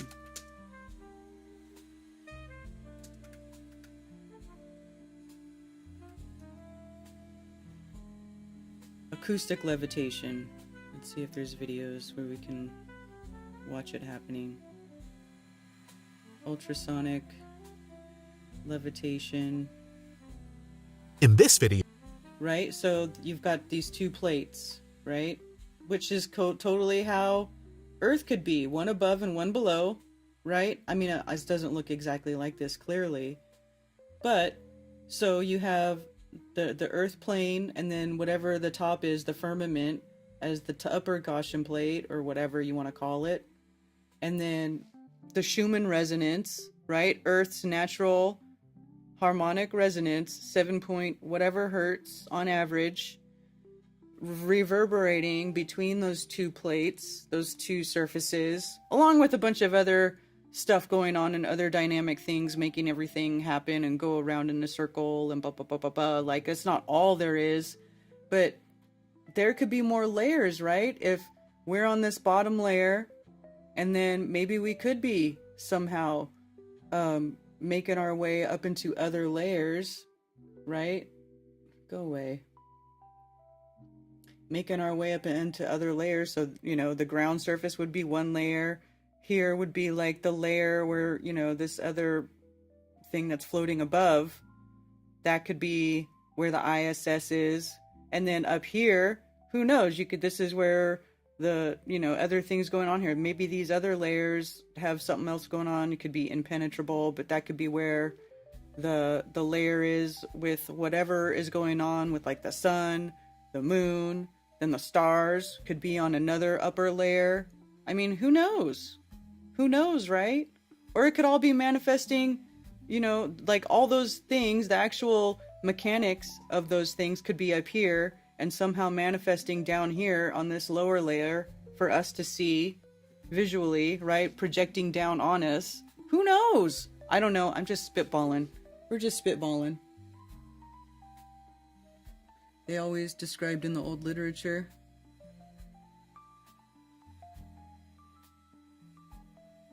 My first Flat Earth book was World Beyond the Poles. That got me thinking layers. Yeah, could be. That book's called The Smoky God that I was just looking at. Do I still have it open? No. But it's called The Smoky God. It's not a very long book. It's not. It's like, you could read it in a day. I read it in like 2 days because I read like, you know, I have so much going on. I couldn't sit and read it for that long, but you could read it in a day. The prophet Isaiah said there were 7 layers. Well, yeah, man, it could be. It could be. There could be 7 layers. Who knows? And the most logical way for physics we observe to actually function makes it a valid probability. That's what I'm saying. Like, we don't know what's going on there, but when you see stuff like this, you kind of think, oh, you know what? This could be playing a part.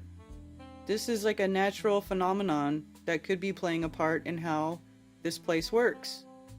Right?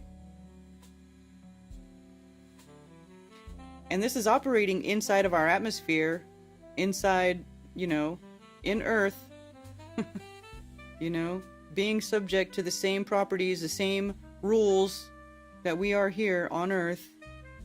So it's interesting to think about. Very interesting to think about. You know, and then there's no anti-gravity needed.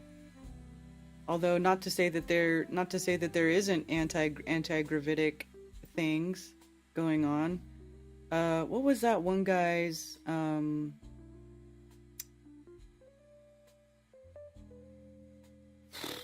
Sandy something gyroscope?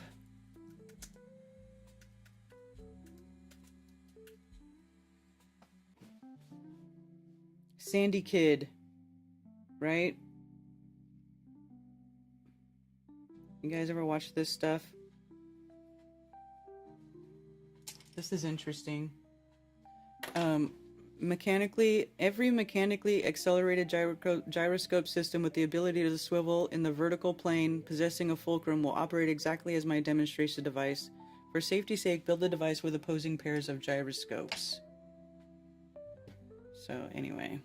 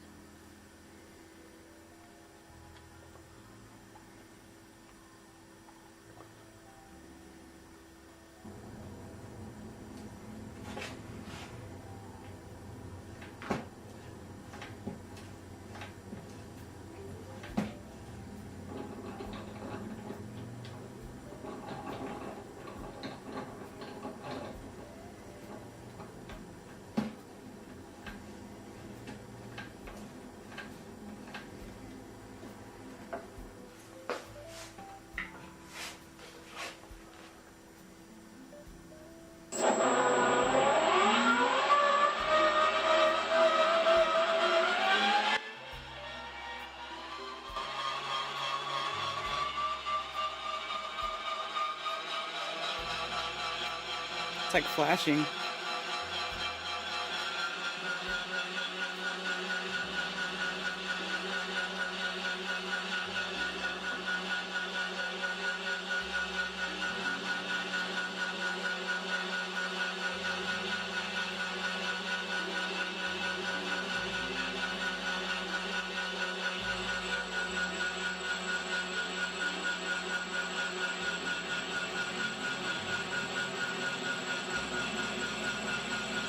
Anyway, it's supposed to... He spins up these gyroscopes and they start to go up. I think this is that video. I may have to find another video.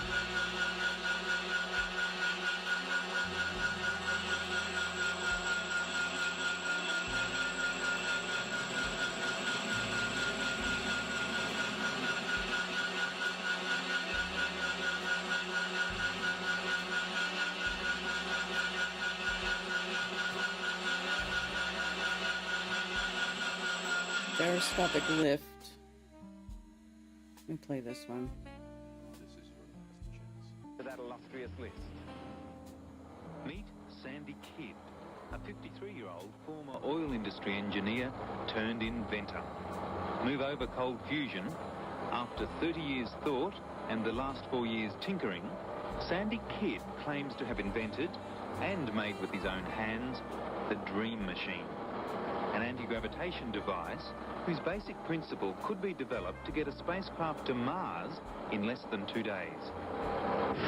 Yeah, except you can't leave. You can't. Mars is not a place you Come can to his go. laboratory and see what all the fuss is about. The family car's been banished because the garage has become home for his inventions that in some way all seek to harness and convert the energy of gyroscopes. Well, now, what about this? If there are different layers and there is a layer that contains the planets, maybe you could go send something up there to take pictures of it. Do you guys think that would be possible? Or what do you think? Poor minion? I'm sorry.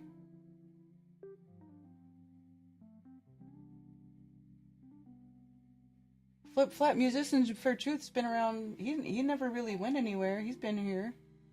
Hope it's 7-layer dip. Oh, that's hilarious.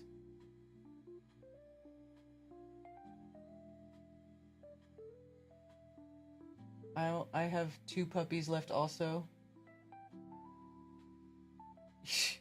Yeah, man.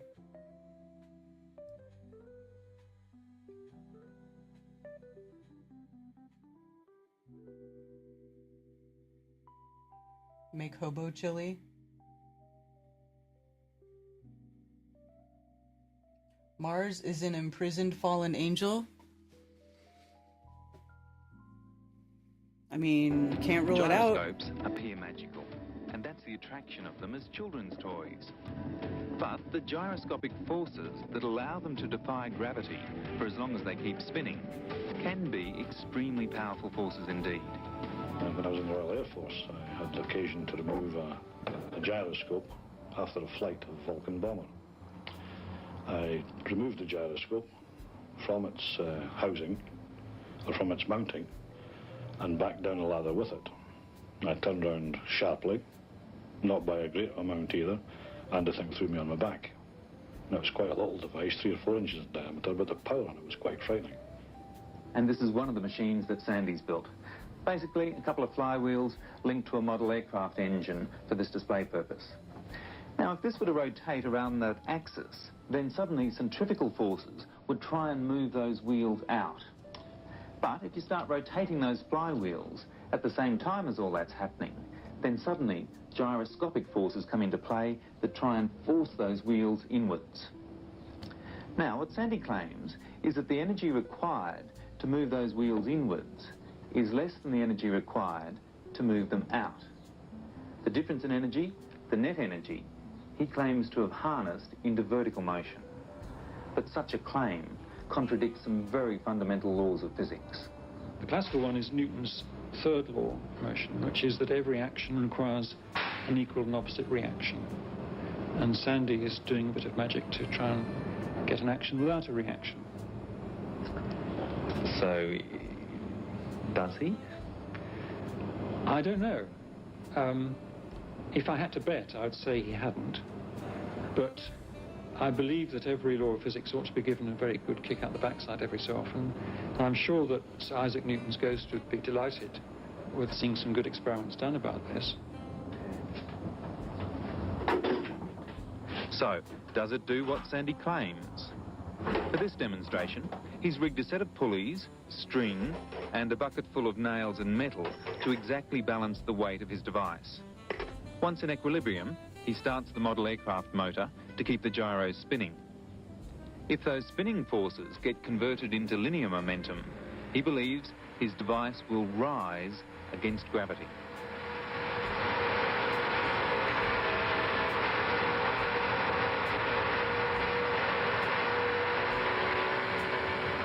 Professor Salter at Edinburgh University would like to run tests on inventions like this to answer once and for all whether nearly every physicist since Newton has got a basic piece of physics quite wrong, or whether there's a riddle in what Sandy Kidd's doing that hasn't been explained yet. So far, he hasn't got all the gyro inventors to agree to the very testing that could silence the skeptics. Leonard Holleran needs no convincing. As organiser of the Advanced Energy Research Institute, he's a science entrepreneur. Along with cold fusion and other energy alternatives, he believes in Sandy's invention. If you have a way of, first of all, producing energy into rotary motion, and then you can take the rotary motion and produce it into linear thrust at a constant rate of acceleration, even at 1g, it means you can very quickly, over a period of time, build up very high velocities, and you now have the tool with which man can reach to the stars, quite literally. In space, rather than a model aircraft engine...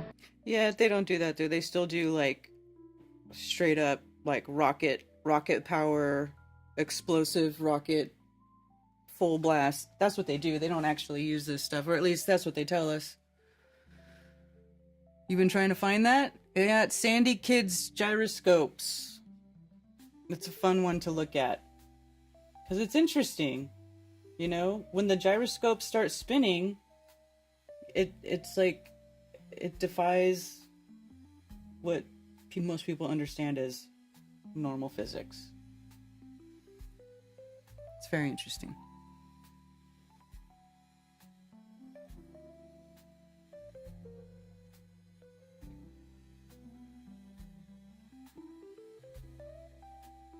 Ezekiel's wheels? I don't know if that would qualify as Ezekiel's wheels. Enoch 18. Cold fusion was not the name that the inventor Martin Fleischmann came up with. He called it something like implosion with sonoluminescence.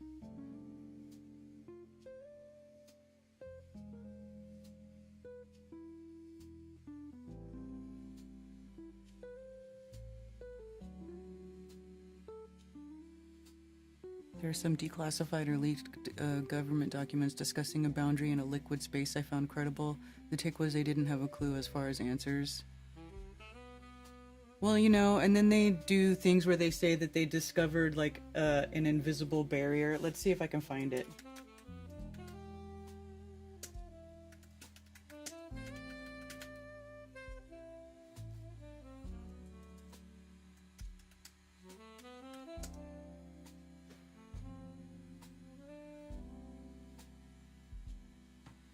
Here, scientists discover impenetrable barrier 11,500 kilometers above Earth. What do you mean impenetrable? So how did we go to the moon? The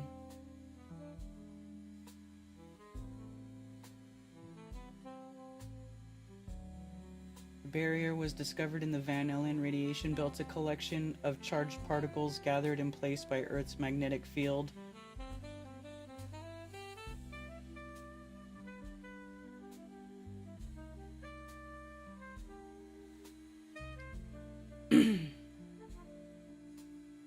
Earth has its own Star Trek-like invisible shield. 7,200 miles above Earth. Killer electrons, which fry satellites and degrade space systems during intense solar storms.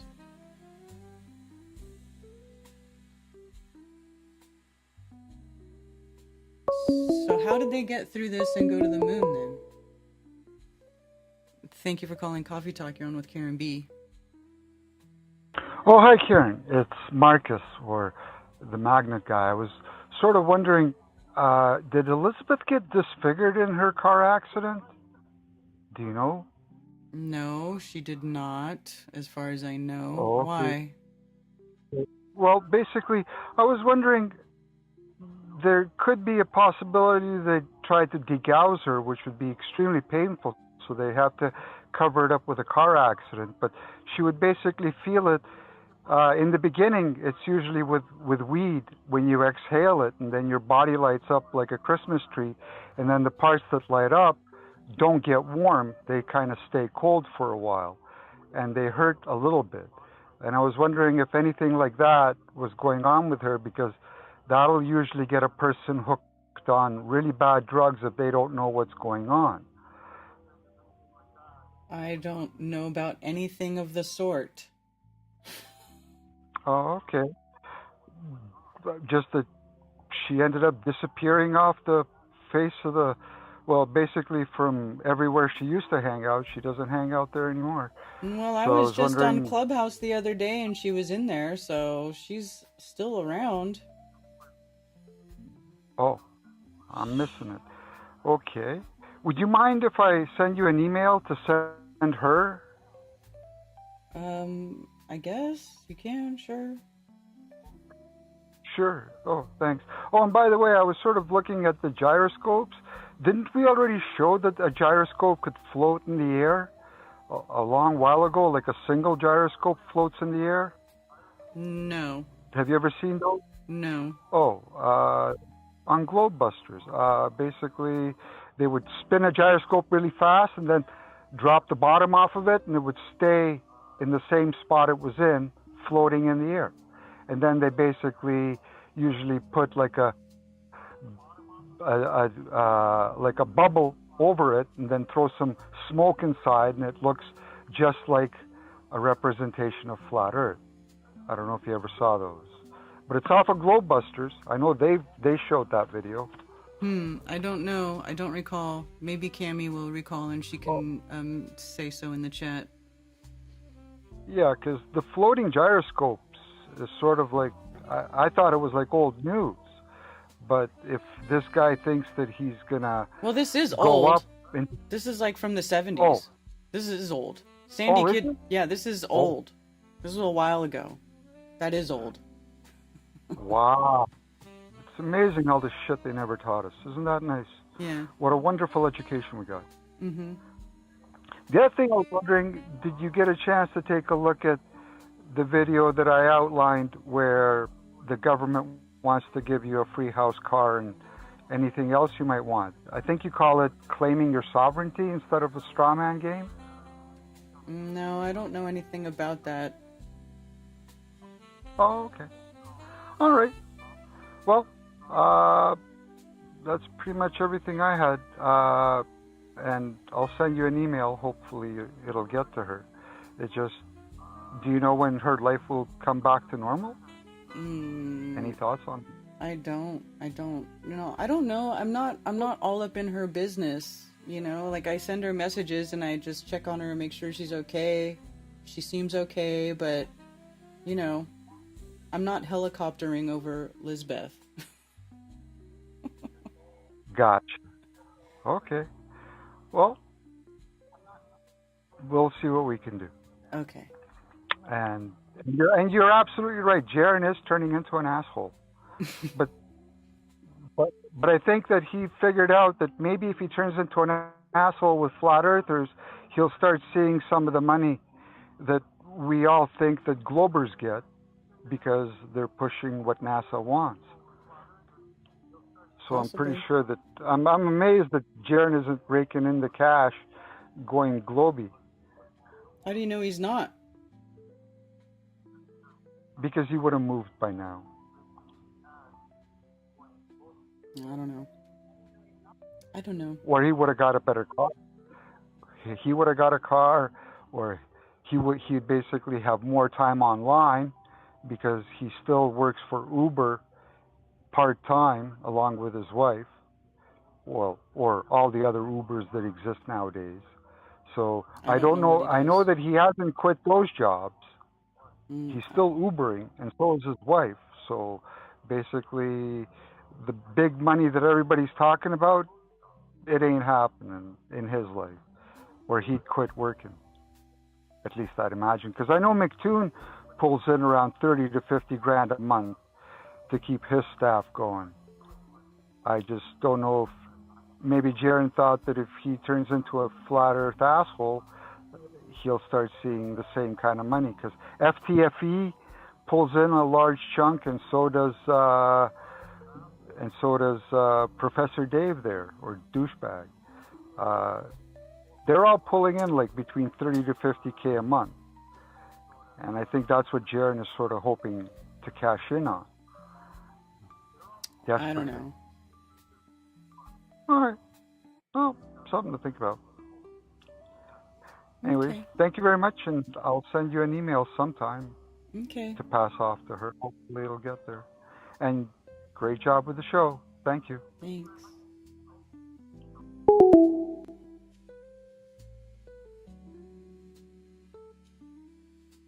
Yeah, I know, Lisbeth. She's still around. She's just laying low. She doesn't like all the negative attention, and I don't blame her. I don't blame her. I don't know. I don't know. I don't know. Who fucking cares? Yeah, exactly. Who cares? Who cares?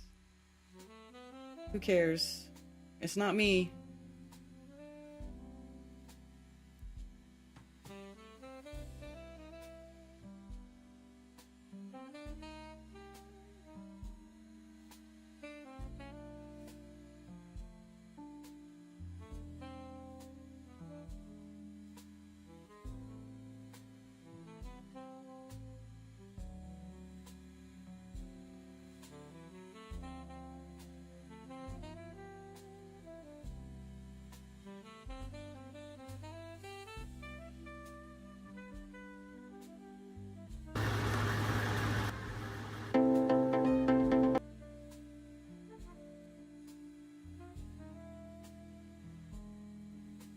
So, see, they put it on something that allows for it to go up, and then they start spinning around, and it does start going up.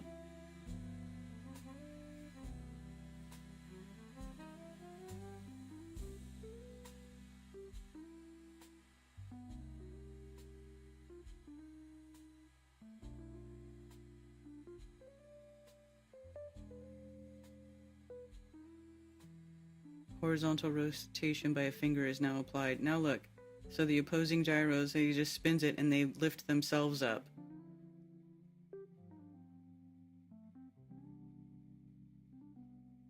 So it is interesting, this phenomenon that happens.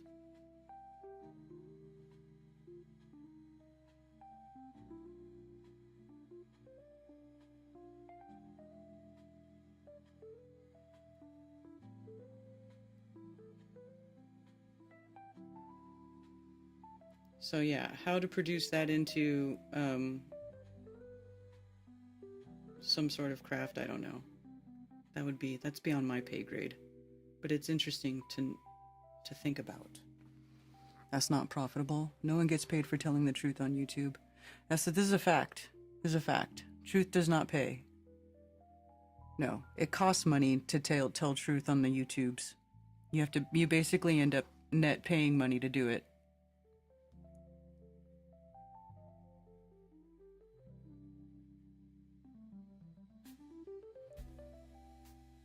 Crime pays.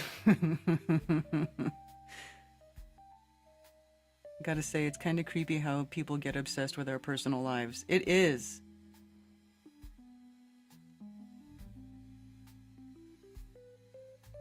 Can check his stats on Social Blade. I've not done that. I just don't care. I know that my stats on Social Blade are incorrect. Whatever it is, it says more than what I actually get. I feel like they pad those numbers because maybe just to make it look like, oh, how much money can I make on YouTube? And then they go to Social Blade and go, oh, how much does so-and-so make? And then it gives you this big range and it looks like a lot of money, but I can guarantee you that YouTube is not, is not, at least me, because I don't get anywhere near what it says. What's your pay grade?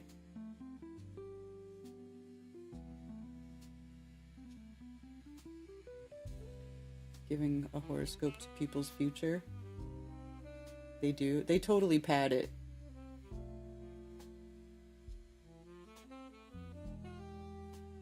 Yeah, there's no way. There's no way that it's accurate. From my experience, it doesn't look to be accurate.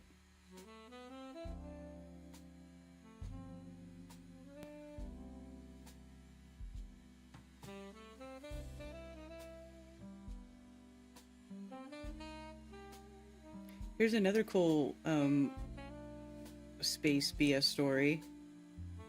Mysterious Mars structures discovered by NASA prove there was life on the red planet. Do you want to see what their proof of life is on the red planet? The surface of Mars looks like an empty red wasteland, but if you look a bit closer, the remnants of an ancient civilization begin to take shape. Oh my goodness.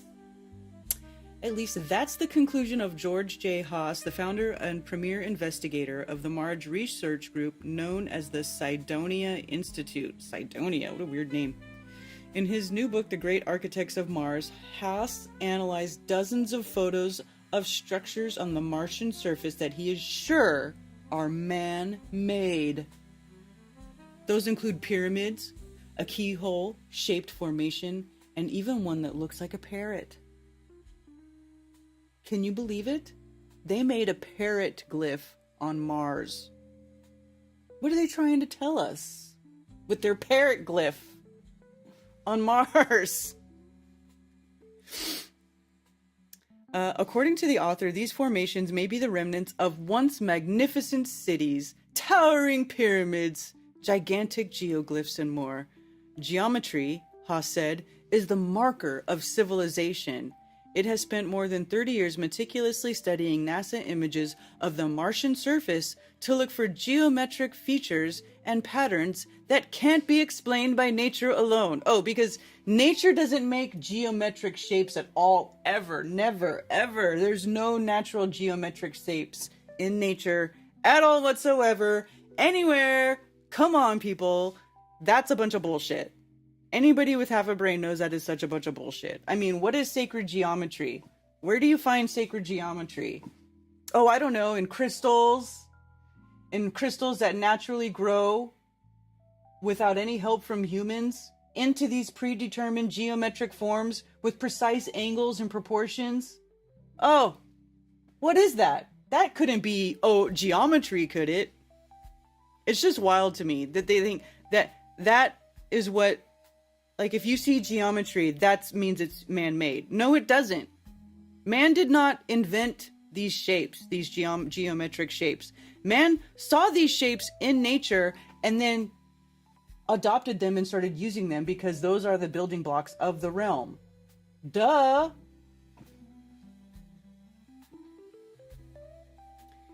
You don't have to be a geologist to know the difference between a rock and a sculpture. That's something geometric. That is just dumb. Who is this guy that is a scientist that said the difference between a rock and a sculpture? What? So this couldn't be a natural formation. A triangle shape? Yeah, sure. This means, just because of this is proof that there was life on Mars. A keyhole structure on the surface of Mars consists of two main parts, a wedge-shaped formation and an attached circular dome. What? It's not a dome, it's a depression. It's like Illuminati. It's like the Illuminati pyramid. It's the Eye of Providence on Mars. It's hilarious. They compare it to this Kofun tomb in Japan that has this keyhole shape. Here, do you guys see the parrot? The parrot glyph has 22 points of anatomical correctness. Wait till you see what it's anatomically correct to. This is their anatomically correct parrot glyph. Is this not hilarious? What drugs is this guy on? I mean, seriously, and how does this... I mean, the Daily Mail is not exactly like, it's not exactly like a high value reputable news thing, right? Website, whatever. But this is under science and tech. This is the shit they feed people. Oh, the great architects of Mars. Oh, here, look. An octahedron shape, which happens to be a natural shape made by crystals. Do I have it here? I still haven't moved my crystals up here. They're all downstairs. But that's a natural shape that is made by minerals on Earth. Any sort of three-sided pyramid or four-sided pyramid or any mountain that forms a three-sided pyramid or a four-sided pyramid, yes, there are man-made pyramids, but man imitates nature. So these shapes occur naturally in nature. Like, all you have to do is like look up, like, look at this.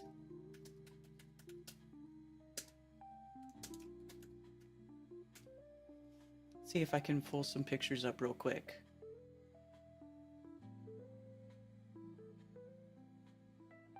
Look it, here's a piece of fluorite making a natural cube.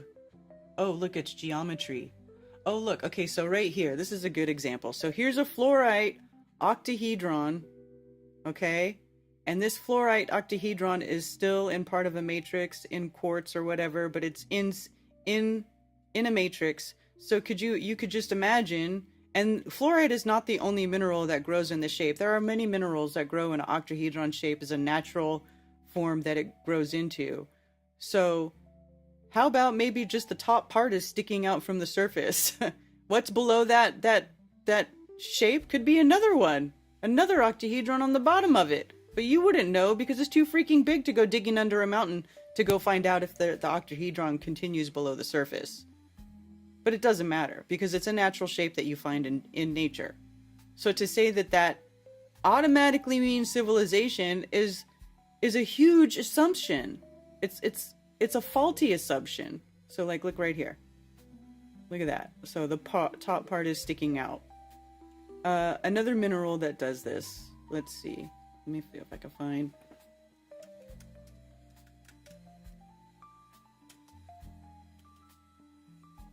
Magnetite in the matrix. Look at this. Right there. Boom. Look at that. It's a little pyramid sticking out of the matrix. And the universe is fractal, right? Nature's fractal. So what happens small, the same thing can happen big. You just need the right conditions. And when would the right conditions have been made for these giant mountain-sized octahedrons and tetrahedrons to be forming? I don't know, maybe when Earth formed. That's how it came out. And they're all weathered. Then the natural erosion of the realm has made them all imperfect. Maybe they were perfect to begin with, and then they became imperfect after the natural weathering inside the realm. Who knows? Maybe they were never perfect. Maybe they always look that way. But it's just a really faulty assumption to assume that just because you see geometry, it means that it was man-made. Thank you for calling Coffee Talk. You're on with Karen B. Glenn. Yeah, in your Mars landscape, one thing you forgot about, it's a graphic artist work, man. That's not natural landscape anyway, so you don't have to justify nothing. But even if it was a picture of something somewhere, it may not be Mars, but it could be something somewhere, right? Yeah, I gotcha. Like even this, it's got, yeah. There's things like this form in nature all the time. Square shapes, rectangles, cubes, all the time. Yeah.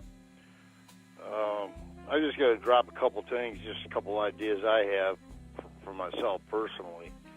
For myself, I'd like to see, instead of all the soap opera going, I'm not referring to what you're doing right now, I'm just talking in general.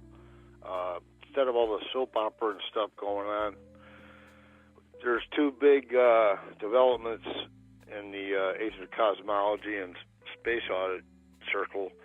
One was Dr. Heffron's discovery regarding refraction, the debunking, at least in large, of atmospheric refraction, and the other one was done by his name? Stone. Man of Stone is what he goes by. Mm-hmm. He's out of South America somewhere. What I would like to see happen is some kind of organization, if it's possible, so those two things could be replicated multiple times in the four quarters of the earth. You know, so I don't know how big the community is or how many contacts people have, but if we could get that replicated and get a little more systematic about it, and maybe up front someone can come up with a systematic way to run the tests, you know, at least some rough guidance for people so they know how to run the test, and get some replication going on. To me, run the test. What test now? Huh? Which test? Michael Heffron, Dr. Michael Heffron. Oh, the celestial theodolite thing. Right, in regards to refraction, we're talking about the practically not all refraction, but debunking refraction as cosmologists recognize it as being. Mm-hmm. It's very significant to me. I would think it would be to everybody. It is significant. It is significant. But, you know, that's how some of the most damning proofs are. They don't really get a lot of attention. And I don't know why that is. Well, see, yeah, I understand that, and you could argue with this point I'm making here. The point I'm making here is if this could be replicated, as opposed to, you know, it could be written off as some one kook out somewhere in the middle of nowhere ran this test. It means nothing, as opposed to if we can get these things replicated. Man of Stone, his discovery concerns the attenuation of sunlight. The attenuation of sunlight prior to the sun intersecting the quote-unquote horizon. In other words, it turns off before it gets to the horizon, okay? That's also significant in my eyes. I would assume it is to a lot of other people too. But anyway, I just thought if those two things could be replicated in the four quarters of the earth. What I mean by four quarters, the reason for the four quarters part of it is it makes a nice sound bite.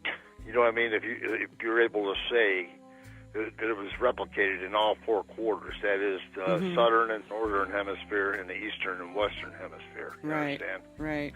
It makes a nice sound bite for to be carried out there to say, look what we found here, you know. But that's the way I look at it, and I'm just trying. But as far as all this, I do believe that there's you got people inside here causing trouble in their operatives, and if everybody takes a step back too from this drama situation and look at it, look at the timing, and look at the change of an administration that just occurred, and look who's working towards the top of that administration and his involvement with quote-unquote space program. You know, that might be the cause of it all anyway. It might be what started the whole thing. He sure got the money to do it. But anyway, I think it's just all a distraction, and we're playing right into their hands, and just, you know, it's days of our lives in search of tomorrow every day with this stuff. And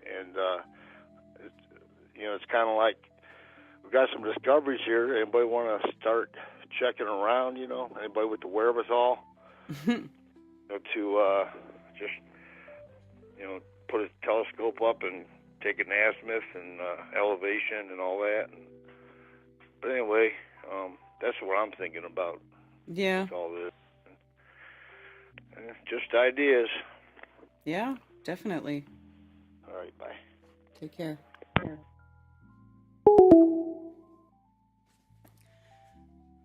Show pyrite crystals for Douglas.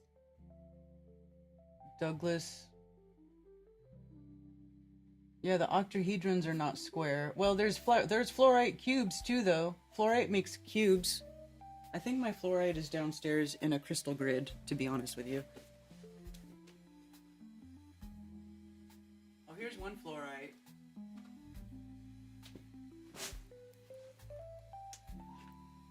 So I got one fluorite. This is a cube. It's a part of a cube. It's part of a cube. It's a partial.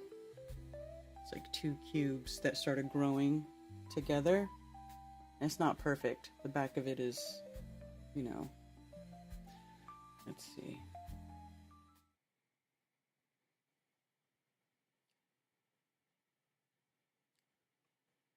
Yeah, this is definitely not a perfect specimen. But yeah, absolutely crystals make right angles and they make perfect cubes. Absolutely they do.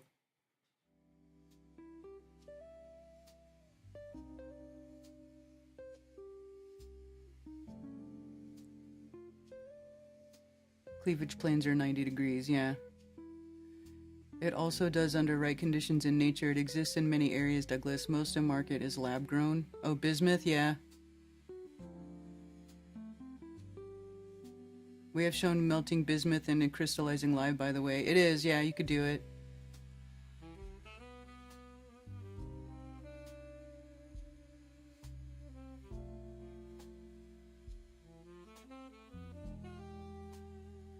Quasi-cubed. But yeah, that absolutely, like sacred geometry, like the platonic solids, that is all from crystals. These are like, that all comes from crystals and minerals and how things naturally form. Now, circle is not technically a platonic solid. Neither is the Merkaba, the star tetrahedron. Those are actually, that is a stellated tetrahedron. Has two tetrahedrons inverted and crossed over each other. That's not, that happens, but that's not one of the platonic solids. The basic ones are these: the cube, the icosahedron, the tetrahedron, the octahedron, and the dodecahedron, which, if you saw in my little, when I was looking at pyrite crystals, pyrites grow in all of those like in-between stages. Let's see if I can find a good pyrite. Let's see.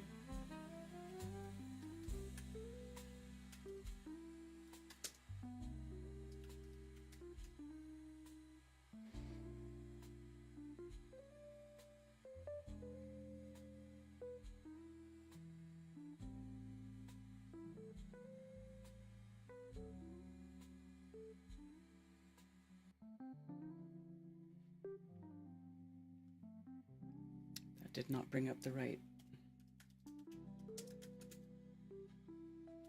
That didn't bring up the right, whatchamacallit.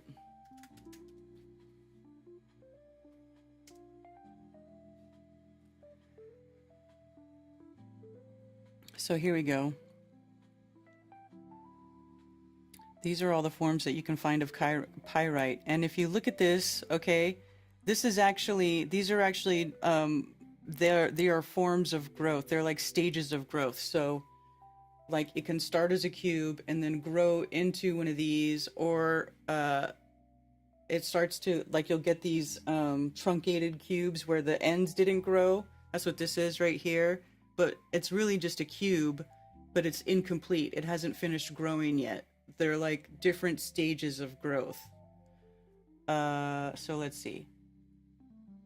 So here's one, but it also grows in octahedrons, truncated cubes, dodecahedron. I thought I saw a pyrite dodecahedron. Oh, here we go. Here's a good picture. So these are all, this is all pyrite, but it's just different forms, right? So this is a pyrite sun. I have a pyrite sun downstairs. It's basically a pyrite that grew radially in a flattened out sort of disc shape, but still the same pyrite, same thing. And inside the little cube, the pyrite, right? And I've shown this before. I don't have it right now. When I get my little micro camera out, on the pyrite sun, you'll see little itty bitty tiny cubes, little cube pieces, and all the little cubes are making up the pyrite sun. It's a trip. I mean, it just blows my mind how This guy's got to be, he's some kind of grifter, like 100%. This guy with his stupid mustache and his bolo tie, the great architects of Mars, tell me you don't understand anything about the realm without telling me you don't understand anything about the realm. Even these lattice structures. These are things that can be formed naturally with minerals over time. So like there's certain lattice structures where it's made of different materials. Like you'll have quartz, like the lattice inside will be made of quartz, but the inside will be of a different mineral. The other mineral inside is it has a faster decay rate than quartz. It decays away, and then you're left with like a lattice, a quartz lattice structure. Let's see. Let me see if I can find pictures.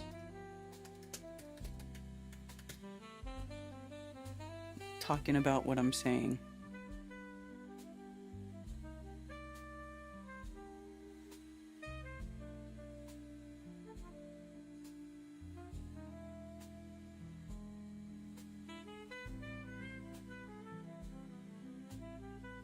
Well, there's all kinds of science papers on geological lattice structure that'll tell you what.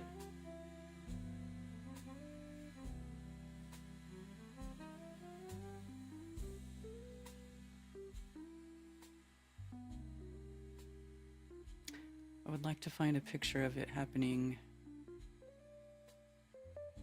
in rocks, though.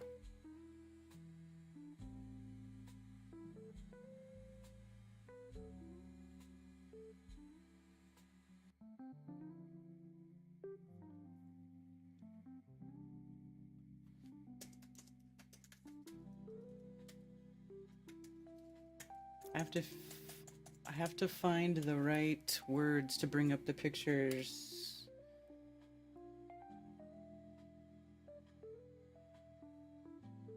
Anyway, you can see that the base, the molecular structure of minerals is formed in a lattice structure with their bonds, which form at perfect sacred geometrical angles. Now, the thing is like not everything will form perfectly geometrically, of course, in nature, because it's subject to the dynamic environment of the realm. So sometimes they're crooked, and sometimes they don't look quite, they're not going to be perfectly square, but it will look like this. This is not, see, they're acting like this is some kind of Martian, the Martian Atlantis complex, but there's nothing in between. There's no walking in between. It's just box after box, next to box, next to box, next to box. There's no roads here. It doesn't look like, you know what I'm saying? This doesn't add up to being some sort of Martian Atlantis complex, the city of Oh, this is supposed to be Saudi Arabia? I don't believe you. Starburst structure on the surface of Mars. Star is a part of a geometric. Stars are part of sacred geometry. Oh, look, it looks like a star fort. Again, star forts are just humans mimicking nature, right? You're mimicking those shapes, and they started using the star forts because it was a great defense tactic.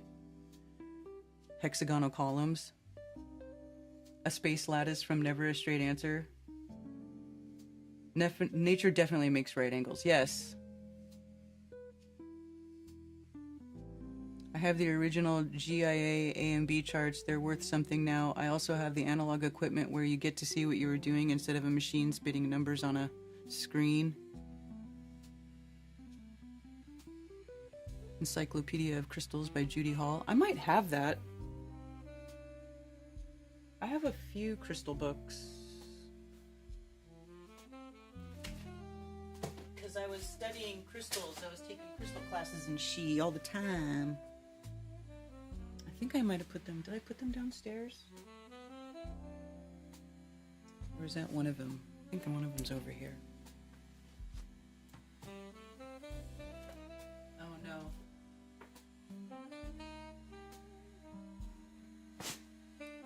No! Hey, Caprice. It's zircon grind the cubic lattice to emulate look like a diamond. They actually synthesize diamonds. These are real diamonds grown in labs. Yeah. You can grow diamonds in a lab. They grow quartz in a lab. See, I didn't get to do my crystal talk at Flattoberfest. I should do a stream where I do it.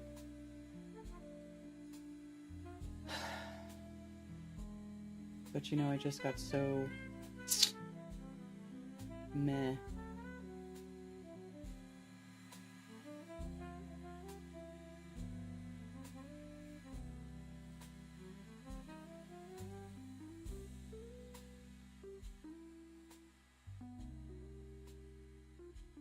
So let's watch this. Let's see.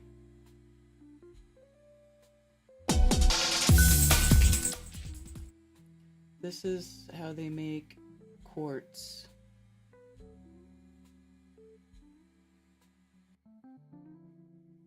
Here we go.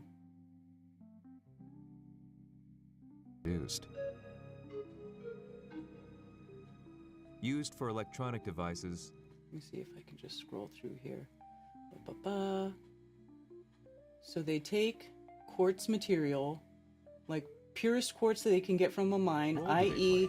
quartz from the mine here, the quartz mine here in, what is it? Spruce Pine in North Carolina has some of the purest quartz. So let's say you get your pure quartz, pure raw quartz from a quartz mine, and then they take it to a lab like this, okay? Because you have to have the right material, right? And they have these big, these are like enclaves, like, not enclave, autoclaves, right? Where it's like a pressurized heating, cooking solution, and they put everything, they put all the quartz material, the raw quartz material into this pressurized canister with the heating solution, right? I'll just explain it so make sure I don't get copyright or anything for this because I downloaded these videos.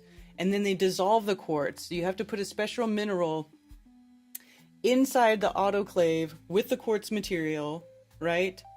And they will, and they dissolve it. And then after they dissolve the quartz down, then they start the process and make the conditions right for the crystals to regrow. So they start on a seed crystal, right?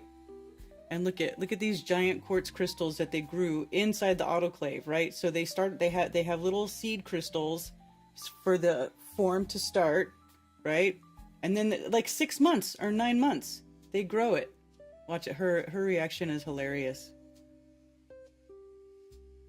Going to bring them up.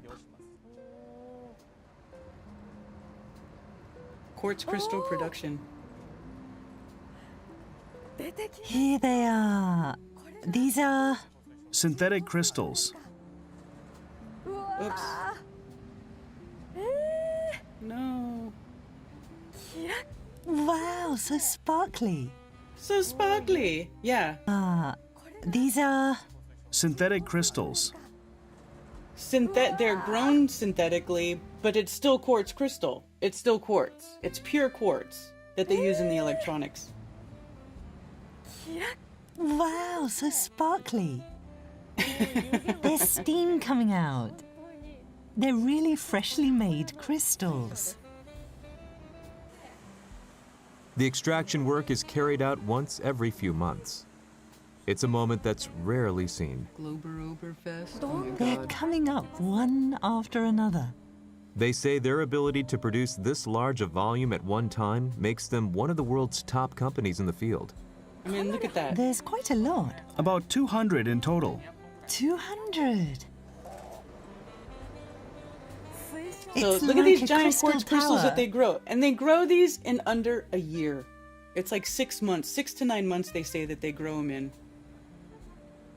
And then this is what gets put in all the electronics from this synthetically grown pure quartz crystal. See, right now they're talking about how they start with raw quartz. So that would be You raw. have cracks like this, and the Raw clear quartz, right? But raw quartz can have all kinds of blemishes in there or misaligned molecules that cause it to not work properly, and you have to go around all of the natural impurities or the natural flaws in the crystal, right? If you take quartz out of the ground and just use quartz out of the ground, like that's why when you watch that Crystals Go to War, right? They have the chicks on there and they're circling on the plate where the things are, and you got to cut that part off because you can't use that part because that part's got a flaw. Well, they avoid all that by dissolving that quartz into these vats with another chemical, I forget what they use, and they start with the seed crystal, right? And then it grows, right? See, it's showing right here. Inside the furnace is about 350 degrees Celsius. Inside, the elements of the melted natural quartz crystal recrystallize on the seed quartz crystal. The thickness increases by 0.5 millimeter every day.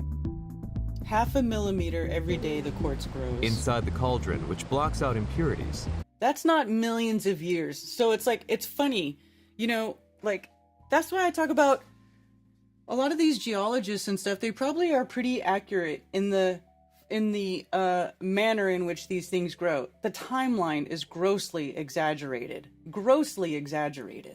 right? It doesn't take millions of years to make a crystal because they do it all the time. Of course, they're setting up the very most perfect environment. They're accelerating the process, but it just goes to show, if we can do it, if we can make the material do that, why can't nature?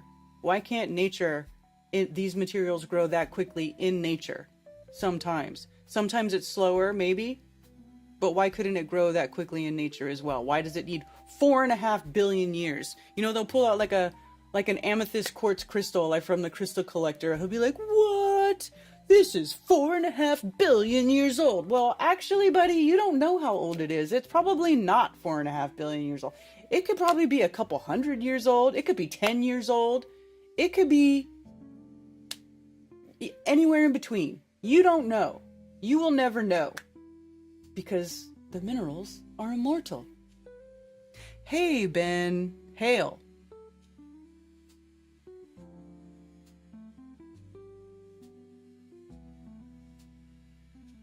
Is Witsit okay?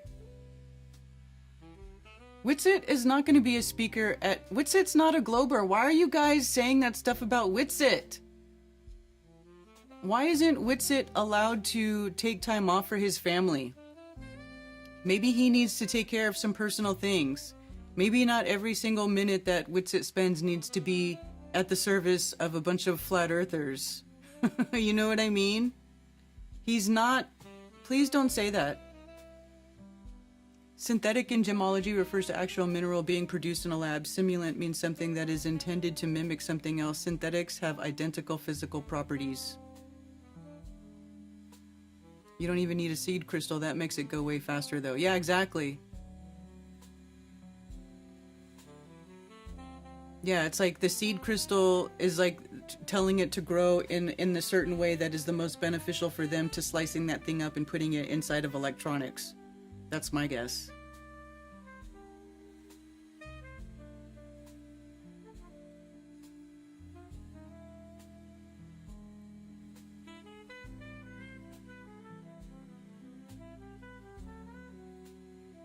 Iron Republic was in the Florida news in the early 1900s. That's right, wasn't it?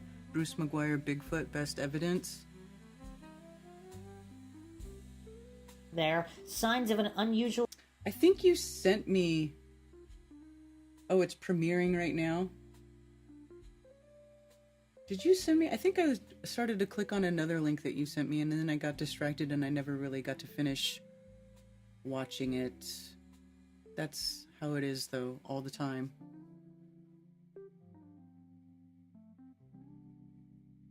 If you don't seed a crystal, it tends to make small crystals and a whole bunch. Yeah. Yeah, Ben's got some cool pieces that he's been sharing, huh? Fancy.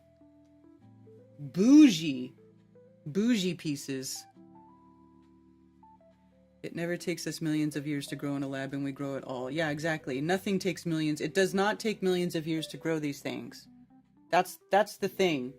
A lot of the geology stuff, how it happens, is not far from the truth. It's probably pretty accurate. It's just the timeline. They have to extend that timeline out. It's like timeline in geology is to what distance is in cosmology, right?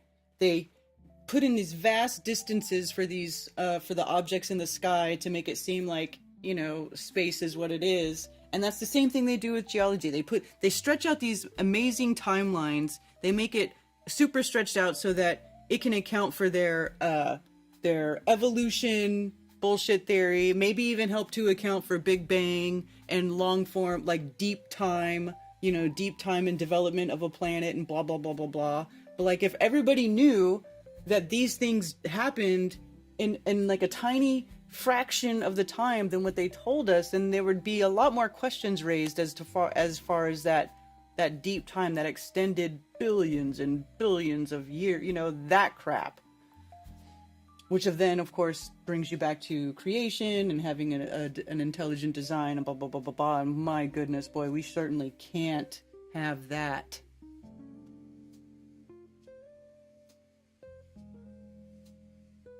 Those are all older, mostly from Hurricane Fest.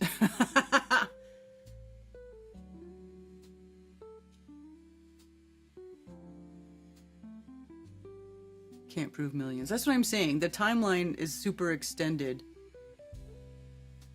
but you don't need that. You don't need it to be billions of years. All this stuff happens quite rapidly, actually, a lot faster than they would like you to think. It's like when you go to the mines around here. They have, like, at Diamond Hill Mine. Should make a little video at Diamond. We should go to Diamond Hill Mine and I'll make a video about it where we talk about it. But it's like you go there and they have these huge piles of dirt, sand, or whatever. And what they do is every once in a while they'll go in with these big bulldozers and they just turn it over. They just mix it all up. They turn it over. They and then when you go there after they do that, that's when you can find a lot of stuff, because they go in there with the big machinery and they mix everything up.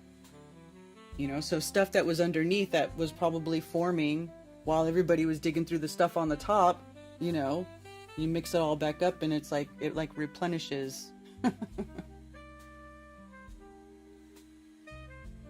Geology does not match data for creation time in gemology. Gemologists, the ones that sign legal documents regarding origin and value. Exactly.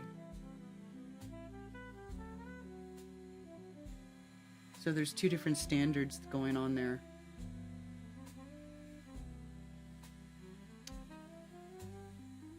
Yeah, exactly.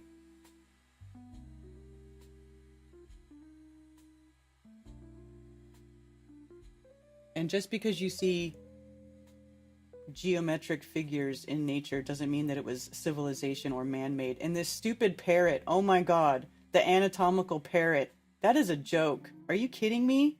Are you kidding me? I mean, how is that anatomical? To me, these wings look gimpy.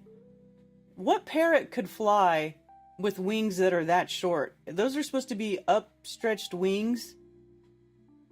Like, are you kidding me? And who would ever make a glyph of an animal like in that position? Even the Nazca lines, it's not that convoluted and retarded looking. I live pretty close to Herkimer, New York. Dude, that would be cool. Herkimer diamonds. I would love to go hunting for some Herkimers. Those are cool. They're actually quartz, but they grow in that specific, that unique form over there, which makes it a Herkimer diamond. But yeah.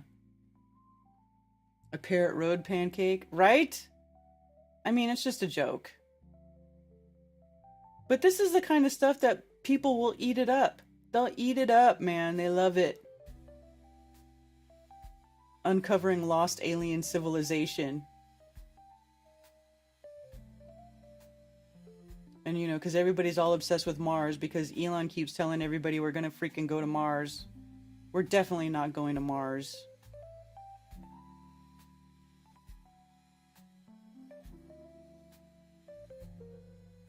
But yeah, magnetite. I love magnetite. This is a great example of octahedron shapes in the matrix.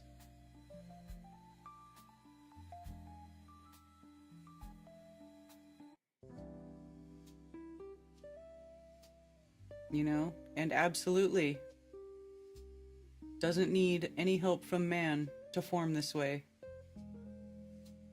It just does it.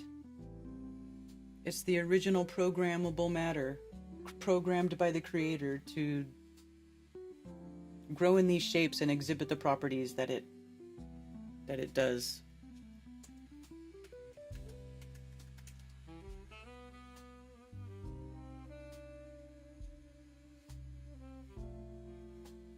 See, like right here. So just think about this like a scaled down version, right? Same thing as like the surface of Earth with the shapes, the mountains protruding out. It's almost like a mountain range could be considered like a druzy, like a geological druzy or something. You know? It's just, to me it's so obvious. And everybody wants to make up all these crazy stories, you know, about whatever. Giants and giant creatures that petrified into these shapes or whatever.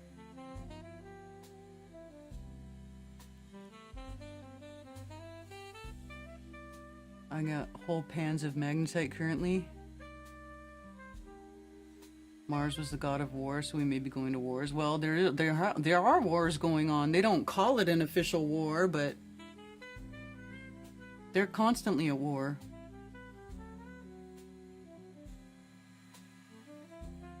Throwing the magnetite away and keeping the gold.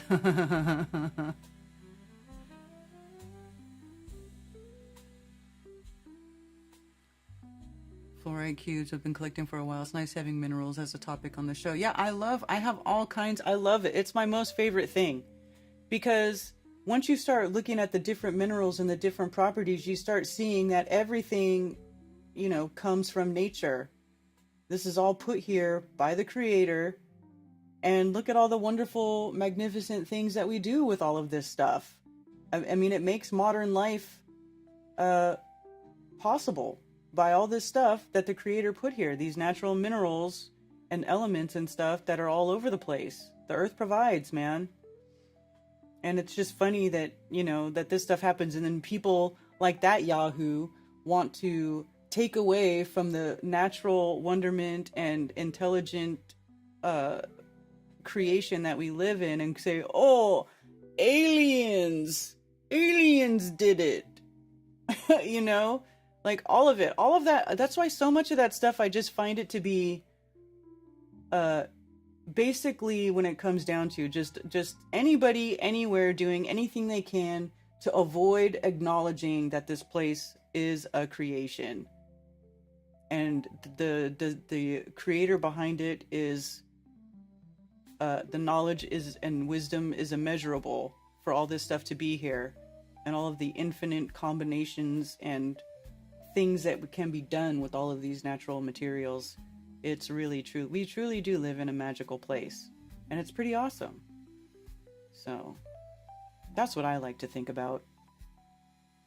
Anyway, beautiful shapes in nature. Yeah, botryoidal growth pattern is neat. Yeah.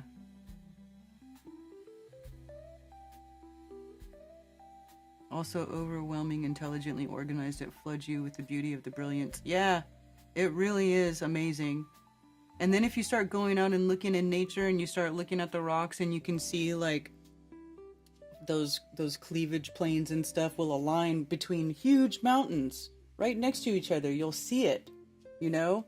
I mean, it's just amazing. I like that place in Utah where they have where the mountain is eroding and those giant, you know, rectangular and cube-shaped blocks are forming, and everybody's like, oh, what is this? Is this ancient civilization? No, dude, that's just how the realm works. It's how it works. It's how this place is. Those are the realm building blocks. Literally. And the cube represents Earth. Like, you know, in the philosophical meaning, like the Greeks and stuff, they applied to these different associations, right? And cube is Earth. Salt also forms in the shape of a cube. Also octahedron.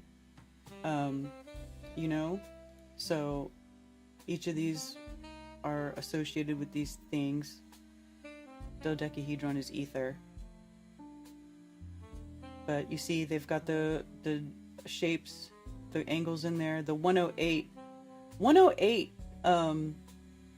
who was talking to me about that? That was Rose talking about the bonds in water being changed from 104.5 to 108. I have to listen to that last Crow episode so I can get the gist of what she's saying. Lacoon and Craig are lost causes. Prehnite and Brandberg Amethyst is one of my favorites. I've never seen that. I'm gonna Google that right now because it sounds fascinating and I want to just see it. What did you call it?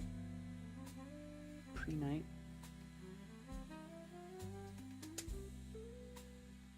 On Brandberg Amethyst.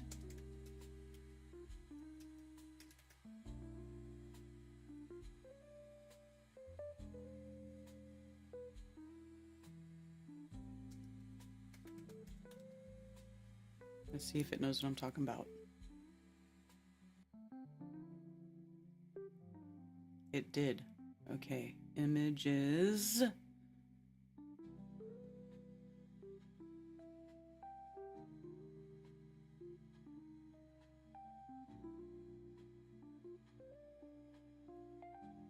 Oh, cool.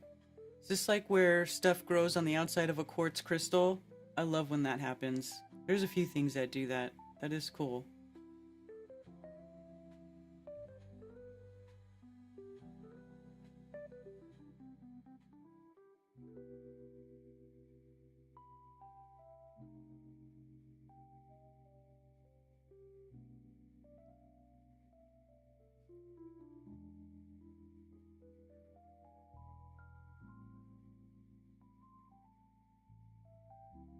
Wow, look at that.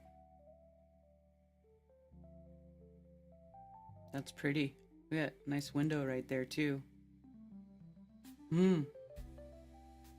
Crystals are the best. They're the most best.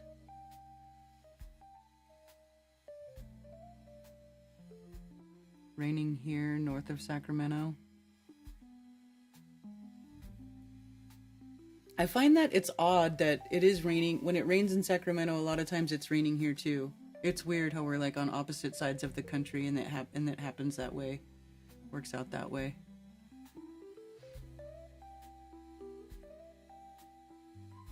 Every day I pick out a rock and put it in my pocket for the day. That's cool. For a long time I was walking around with a piece of tourmaline in my purse. I might start doing that again.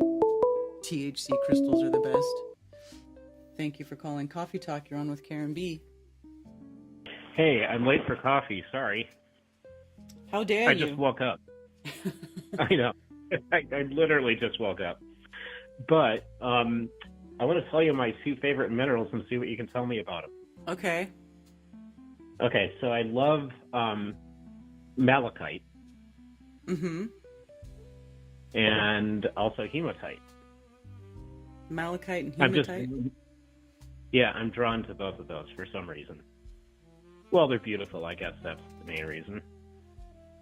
Yeah, malachite. But do you know? Malachite is a beautiful green mineral. It is associated with the heart chakra. I don't remember any of its actual metaphysical properties offhand, but we can look it up. I know hematite is iron heavy. It's associated with like any sort of blood, things that have to do with blood. Really? Yeah. Watch, I'll read about it. That's a strange thing to be drawn to. I just like how it looks like mercury to me, like solid mercury. Yeah, well, it could be, let's see. Sometimes it is red, or it has red on it. So it does kind of look like... Really? Yeah. Because it's a... Oh, so I'm thinking of the highly polished Yeah, like stuff. the metallic part. Yeah, but even that still, too. Same. It's the same thing. That's just one of the many looks of hematite. You can get, it'll have red in it. And that's just because it's got iron in it. Oh, okay. Okay. I've never looked up the natural state of it. That's cool. And then a couple of weeks ago, I brought up the precession of the equinoxes. with you, and the Sphinx. Mm-hmm. And I wasn't stating something very clearly. What happens with the Sphinx is it's exactly lined up with the vernal equinox. So when the sun comes up, it's always facing east, but when the sun comes up, it's never exactly facing the sun when it suddenly first pops over the horizon. But on the vernal equinox each year, it's exactly facing the sun when it pops up over the horizon. But right before that happens, they theorize that when it was built, some people theorize this, when it was built right before the sun popping up over the horizon, early in the morning, on the vernal equinox, that the Sphinx would have been facing the constellation of Leo in the sky right before the sun popping up on the vernal equinox. So, my other question to you is, would there be any way possible in one person's lifetime to prove that the stars, that the constellation that the Sphinx is facing has slightly changed? I mean, it would be really hard to prove, of course, because they say it takes 26,000 years to go through each constellation in one cycle. Mm-hmm. But has anyone in modern times been able to unequivocally prove that happens? No. No. Okay. And you've looked for it? I haven't looked for it. Oh, yeah. Oh, you have? Okay. Okay, good. As far as I know, no, they don't. That's like they say that because they have to say something about it with their stupid helio model galaxy infinite space BS. But no, as far as I know, there's no real evidence for that happening. Okay. I just didn't know if that was another one of those like 24-hour sun things that we just can't explain about the sky, but they know it happens, or if it truly is bullshit. So that goes in the bullshit column. Okay. I mean, I don't know for helps. sure, but I mean, 26,000 years. I mean, as far as I know, there's no proof of that. Mm-hmm. I guess we can look again. Yeah. We could do what? I guess we could look again. Yeah, maybe I'll look around a little bit, but that helps if I know my Karen has put it in the bullshit column. Yeah. All right, that's all I had. Yeah, sure. Happy Monday. Yeah, happy Monday. Hi. Hi. So yeah, hematite. It is a dark-colored stone, and these are all color-coded. Crystals are color-coded as far as like metaphysical properties for the most part. So like anything red or black or in between red and black or these dark colors are associated with the root chakra. So it'd be grounding, like tourmaline, black tourmaline, smoky quartz, any of these darker stones, obsidian, garnet. Garnet is a super dark red. These are grounding stones. So grounding, protection, that sort of thing for hematite. And when I looked it up on mindat.org, look at that, formula Fe2O3. So 2 atoms or whatever of iron and 3 of oxygen is the makeup of hematite. Can go down here and look at the different, let's see, different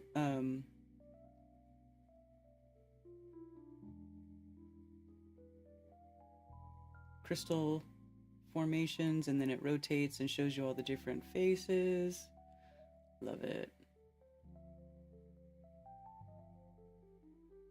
I mean, look at these. They look alien, but they're not. These are just crystals. This is how they grow. You can find them just like that in the out in nature. Look at this right here. A lot of different minerals grow in a rose pattern too. Like calcite does this. Other things too, but they'll form in like they'll grow their plates, which would be the petals, right? And they grow them in a spiral pattern because crystals actually do grow in a spiral. You know, they discovered that a long time ago. There's whole things about how the crystals grow in a spiral. So they make these, sometimes different crystal types will make what looks like a rose. So there is a hematite rose. How pretty. I would love to have one of those. That's amazing. A shiny black rose. Oops. I didn't really want to close that window. But yeah, and there it is in the matrix, and here it is in a botryoidal form, where you're going to see more of that red come out from the iron. But yeah, so that, and then malachite.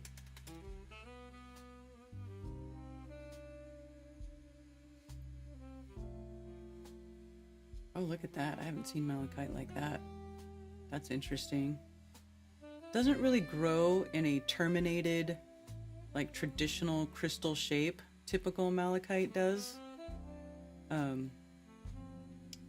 it's got this radial growth here. Likes to grow in these ring patterns here. It's really cool looking stuff, man.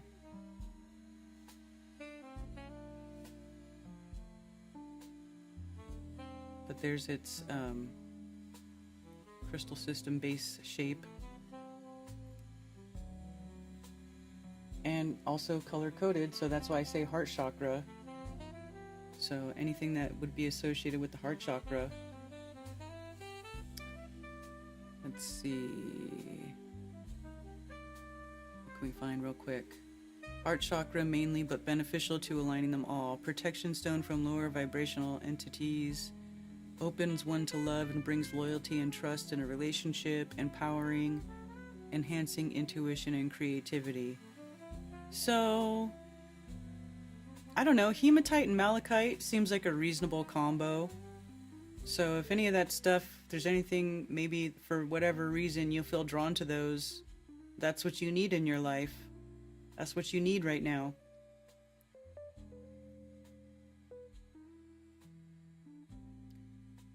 So both of these are protection from negativity and pollution. Malachite and hematite. Interesting.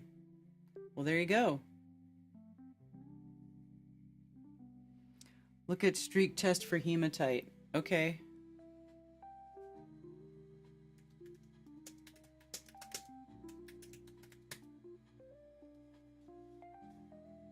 Yeah, see how it comes out red? So the stone will be dark, but then it will make a red streak. That is one way to identify hematite. Funny, right?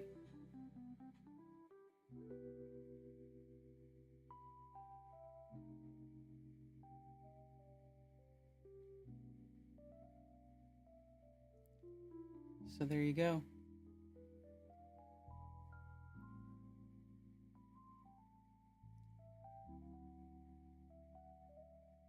So if you have two stones, you see like hematite and magnetite can look very similar. So here you go. Here's how you tell the difference. Hematite scratches red, magnetite does not. Now there's different really basic tests like this if you want to identify different minerals. You can look up how to identify whatever, you know, and you'll find ways to do it. Mark, how is Lisbeth? Oh my God, Mark. I'm all that is man. What's Mark saying in chat? Why is he, what are you doing?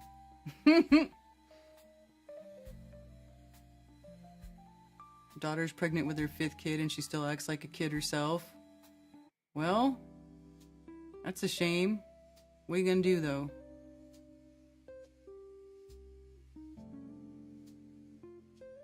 Good day, green chili bear. Hi, Bill Wheel. Iron and oxygen sounds like rust. Yeah.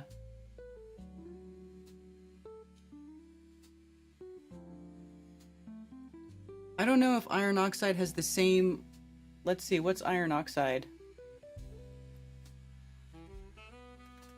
Does it have the same makeup? 3 and 4. So iron oxide has one extra of each, an extra iron and an extra oxygen, because hematite was F2O3, right? So it's very close to iron oxide, but not quite.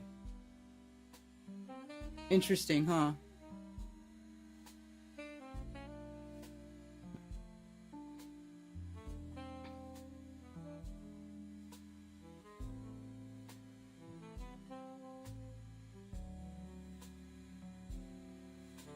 Yeah, Lizbeth is just taking some time to herself. Gosh, nobody's allowed to, like, take time for themselves in this. Like, everybody's calling Witsit a Glober because he hasn't been around. Not that he's just taking time for himself. And where's Lizbeth? She's been compromised because she's not around. You guys, chill. Just chill. Things have been kind of shook up around here. Give us a break. Yeah, 3 and 4 versus 2 and 3. Karen, I'm debating McToon and Craig in a week on Raging Tomato. About what? That's hilarious. I'll watch it because it's you. I don't know how you. I don't know how y'all can even stand to do that.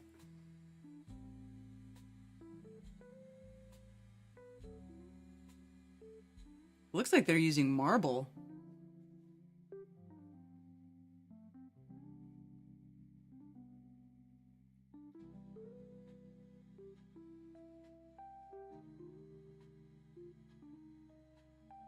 Streak plate.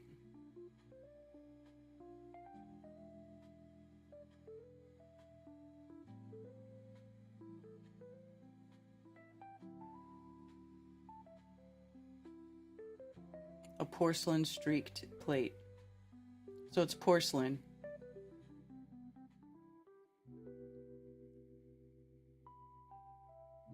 The streak test is done by scraping a specimen of the mineral across a piece of unglazed porcelain known as a streak plate, or you could use the bottom of a coffee cup.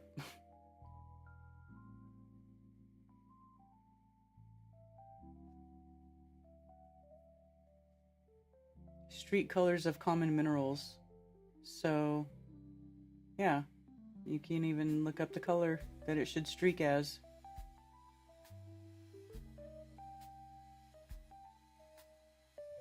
Chemtrails? Kinda in shock chemtrails is a debate anymore, but that's what I was asked to do. Chemtrails?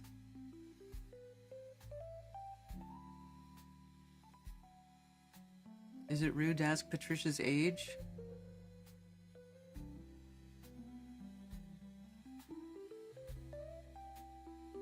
Please don't stalk. If creators need some time off, it gets really intense, and it's healthy and wise to take care of yourself and family and first in order to keep sane. Exactly, Cammie. Exactly. If somebody's taking time to themselves, it's because they need it. And we should all just let that happen. Allow those people to do that.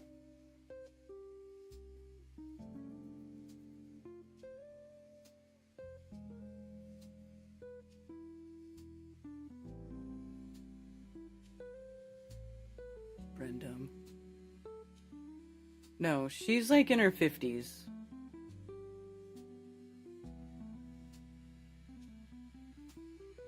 Early 60s, late 50s. I don't remember exactly her age or how much older she was than me, but yeah, it's somewhere in there. Late 50s. I mean, she looks good for her age. Patricia is 60.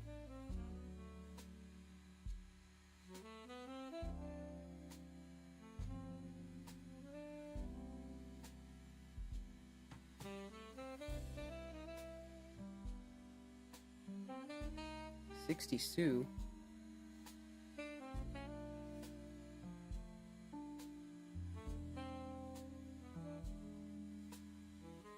We yakking about rocks. How did Patricia's age come up? Because somebody in chat was asking. I don't know why. I don't know why. Anyway. Any other thoughts about rocks? It's almost 1 o'clock. I could talk about rocks all day long, though, you know? All day long. All day long. Hey, I'm gonna play this real quick. Do you guys watch Mad Libs? I meant to play this. I'm gonna play it because it's funny. If you guys don't watch Mad Libs, you have to subscribe to Crumb. Don't follow Crumb, okay? And you need to click the little bell, and then whenever he does Mad Libs, you can watch his Mad Libs. You can participate. It's so much fun. Do you guys remember Mad Libs from when we were kids? Those little books where you fill in different words and then you read it back and it sounds silly. He does that, but like with songs. It's the best. It's the best. And this one is the last one he did.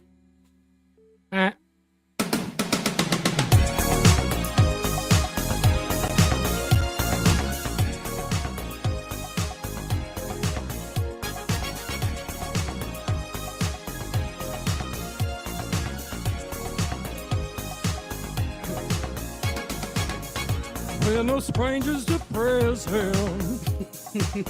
You know the rules, and so does Tom from my space. A moist casino meets what I'm thinking of. You wanna get this from any other guy? I just wanna tell you how I'm feeling.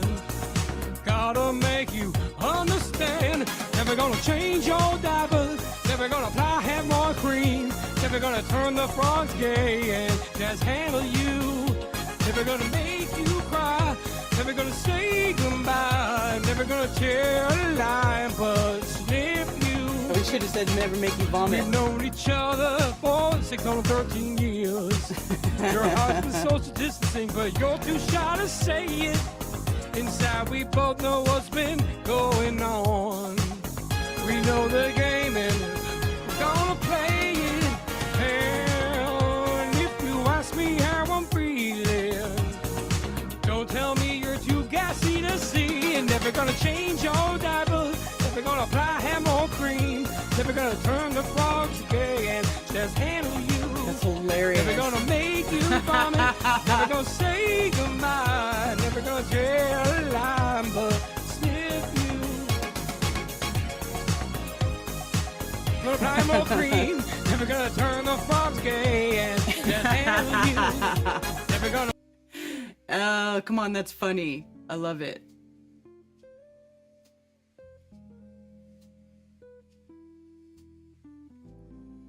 Oh, come on, it's Mad Libs, Bill. You're not supposed to, like, treat it like it was an actual song. When he plays his own songs, he sounds way better.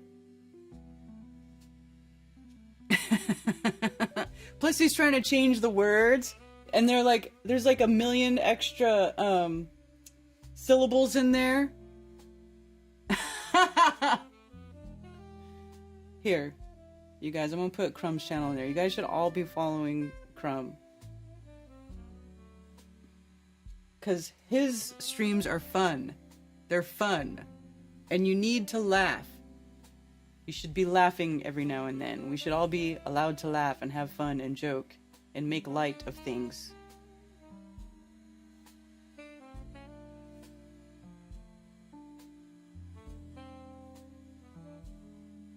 Oh my gosh, look at this. Neighbor shoots man in the back after argument, police say. Wow.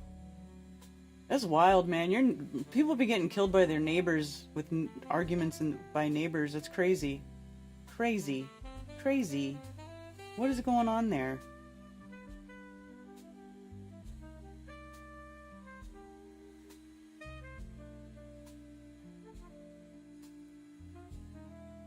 Now Cammy will look it up and share her findings.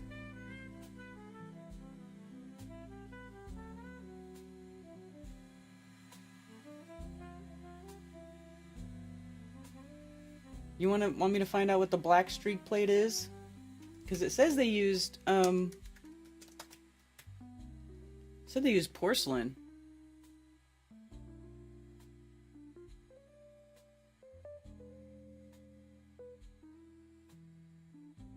Would it be like slate or something? It's off black unglazed porcelain.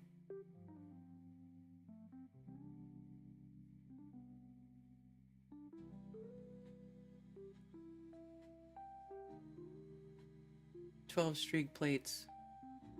Porcelain. Each plate is made of off black unglazed porcelain. So the white ones are porcelain and the black ones are porcelain.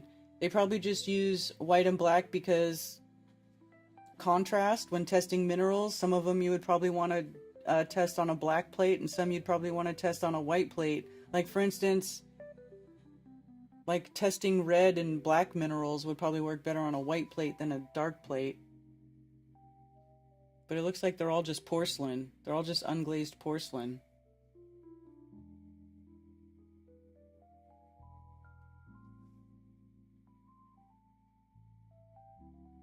Does anyone else find ChatGPT very useful? I literally never use ChatGPT.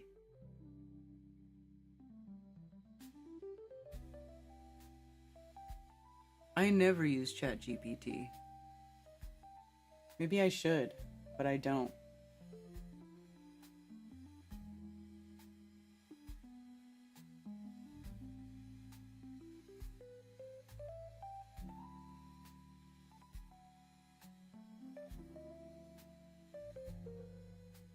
Oh, look it, Christy Crinkle was chatting on Rumble.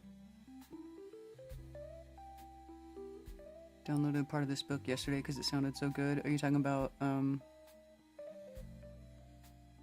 Smoky God? I'm into spelunking, got caves everywhere around here in the Ozarks. Spelunking's cool. I like watching, that's why I like watching that video, that channel on whatchamacallit on YouTube called the Action Adventure Twins, because they go deep into these caves and stuff and they find these crazy cool crystals. The higher you go, the crystals grow 1/50 of an inch each day, so in 50 days it will grow an inch. Yeah, man. See, you don't need millions of years. You don't need millions of years to grow crystals. They grow in months. It's very short. It's not what they tell you.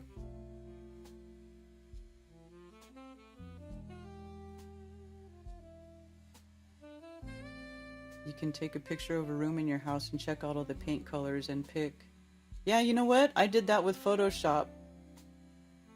I do that with Photoshop. I don't even have to use ChatGPT. I did that kind of stuff when I was doing my house. They used to be so much of my everyday.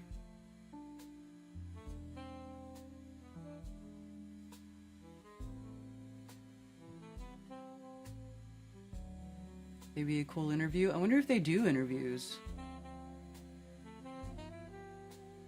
I wonder if they do interviews. Those guys do crazy stuff. Underwater cave diving? Yeah, that's crazy too. Those guys, yeah, they're definitely risking their lives.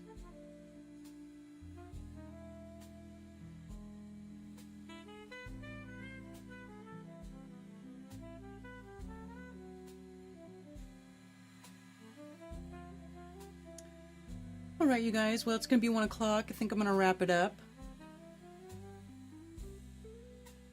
Piss on underwater cave diving. That's funny. Yeah, you won't catch me doing that stuff. You won't catch me doing anything that those action adventure guys are doing either. They squeeze themselves into these tiny little holes. My word. No. High anxiety videos, man. But super cool, the stuff that they see. I like to watch it just because I like to see where they go and what they do and what they find. It's actually very fascinating. Anyway.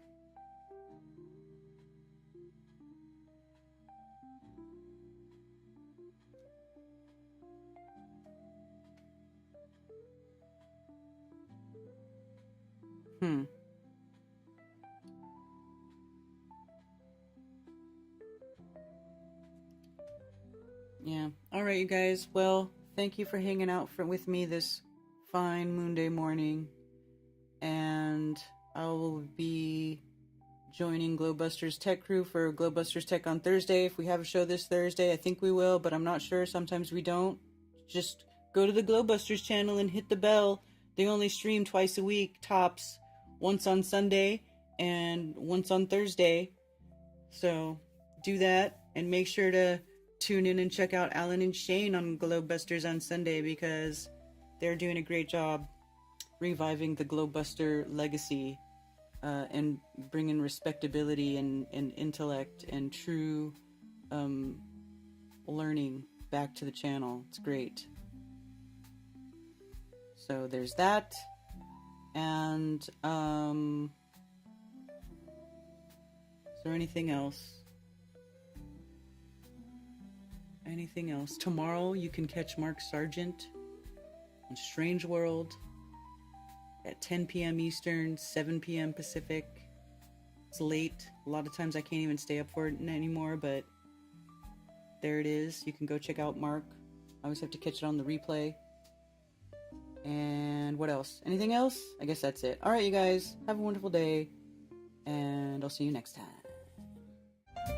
You can send physical mail to P.O. Box 10, Earl, North Carolina, 28038. You can also follow me on Ko-Fi.com, and if you enjoy my shows and want to send me a tip, anything and everything is greatly appreciated, and thank you.